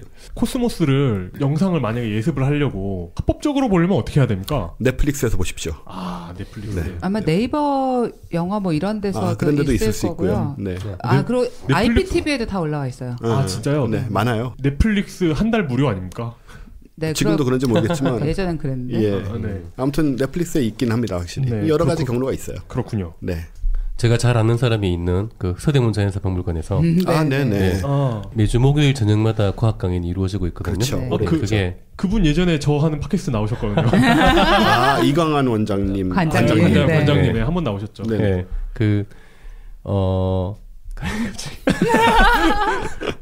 매주 목요일 저녁 7시에 과학 강연이 있는데 10월 달에 5주 동안 천문학 강연이 있습니다. 새로 천문학자가 관장으로 부임했기 때문에 그걸 기념해서 그런데 아마 이게 목요일 날 데이트가 되죠. 네. 네, 목요일 저녁에 첫 강의가 있습니다. 아, 네. 네. 이광환 관장님이 첫 번째 강의를 하는데 아마 듣자마자 달려가셔야겠네요. 네, 네, 그러시든지 아니면은 서대문 자연사박물관 관장님이 직접 하시는 거예요? 네, 첫 강의는 네, 직접 하고요. 두 번째 강의는 그 서대문 자연사박물관에 또 전문 분야 학예사가 한 분 계십니다. 네, 정지수 학예사가 그 태양계에 관한 강의를 하고 이광환 관장은 우주의 탄생, 빅뱅과 인플레이션 이게 대해서 하고 세 번째 강의는 경희대학교 우주과학과의 이정은 교수님이 별의 탄생에 관한 거고 네 번째 강의는 여러분 잘 아시는 서울대학교 물리천문학부 윤성철 교수님이 별의 죽음, 폭발하는 별에 대해서 하시고 마지막 강의는 서울대학교 물리천문학부의 김웅태 교수님이 그 은하에 대해서 그러니까 우주의 탄생부터 별의 죽음, 은하까지 쭉 이어지는 5주짜리 강연이 있습니다. 네. 굉장히 생애 주기에 맞춘. 네. 서대문 자연사박물관 강연장이 그렇게 넓지 않기 때문에 한 50인 정도 수용을 하죠. 60명. 60명. 네. 그러니까 이거 예약을 해야 되나요? 예약을 해야 되죠. 예. 네. 인터넷으로 예약을 하실 수 있습니다. 저희 행사는 보통 그냥 오시면 되지만 여기는 홈페이지에서 예약을 하고 가시는 게 좋을 것 같습니다. 그리고 이 방송을 들으시는 분들은 듣자마자 제발 예약을 하셔야 돼요. 3초 만에. 네. 그리고 현장에 오셔도 예약해놓고 안 오시는 분들이 꼭 있거든요. 네. 그리고 이제 저희는 조금 유동적이기 때문에 보조의자 같은 것도 준비를 해놓습니다. 아, 예. 네. 저희는이라고 했지 내가. 워낙 친하시니까. 그렇죠. 다 이 과학자들 서로 다 동료 아니겠습니까? 친구고. 네. 그리고 제가 번역한 책이 하나 출판이 됐어요. 아, K 박사님이요? 뭐 하여튼 네. 스티븐 와인버그의 세상을 설명하는 과학이라는 책인데 말 그대로 스티븐 와인버그가 쓴 책이에요. 너무나 유명한 분이죠. 지난번 그 이강현 교수님 이제 방송을 들으셨다면은 여러 번 언급이 된 입자 물리학계의 초스타 표준 모형을 거의 처음으로 이제 시작하신 분이거든요. 제목만 들어보면 좀 말랑말랑하고 재밌어 보이기까지 하는데 그렇지 않겠죠? 내용은 과학사에 대한 내용이에요. 입자물리학에 대한 내용은 아니고요. 과학사에 대해서 약간 이게 이제 처음 그게 출판됐을 때 약간의 논란이 있었는데 미국 내에서 말 그대로 과학자의 관점에서 과학사를 보는 거예요. 예전에 과학사들의 원래 과학사 책 하면 뭐 아리스토텔레스 나오고 뭐 뉴턴 뭐 이런 사람들이 나오는데 그걸 그냥 당시 보통 이제 과학사의 관점은 당시의 입장에서 그들을 보는 거거든요. 그렇죠. 근데 이제 이 책은 현대 물리학자의 관점에서 현대 물리학자들이 옛날 고대 그리스 과학을 봤을 때 어떻게 보이느냐, 재밌겠네요. 이게 얼마나 과학적이냐, 현대 기준으로 봤을 때 얼마나 과학적이고 그런 내용이기 때문에 약간 이제 역사학자들은 피하는 방법이죠. 그렇겠네요. 그런데 이제 과학자니까 할 수 있는 좀 독특한 시각의 과학책이에요. 제목을 다시 한번 말씀해 주시면 스티븐 와인버그의 세상을 설명하는 과학. 세상을 설명하는 과학. 난이도가 엄청 높거나 이런 건 아니죠? 난이도가 굉장히 높은 부분이 가끔 있어요. 왜냐하면 그 이제 그 뭐 특히 이제 천문학 분야에서 뭐 천동설과 지동설 같은 걸 대비하면서 세부적인 설명을 해요. 이게 왜 어떻게 설명이 되고 어떻게 천동설이 이런 식으로 설명이 되고 뭐 지동설하고 천동설하고 또 어떤 부분에서는 또 관점을 바꾸면 일치하고 그런 것들을 설명하기 위해서 굉장히 세부적인 부분이 들어가기 때문에 난이도가 있는 부분이 있는데 그런 부분은 건너뛰시면 됩니다. 그렇죠. 우리 철학이죠 그게. 자, 이 정도에서 이제 정리를 해야겠습니다.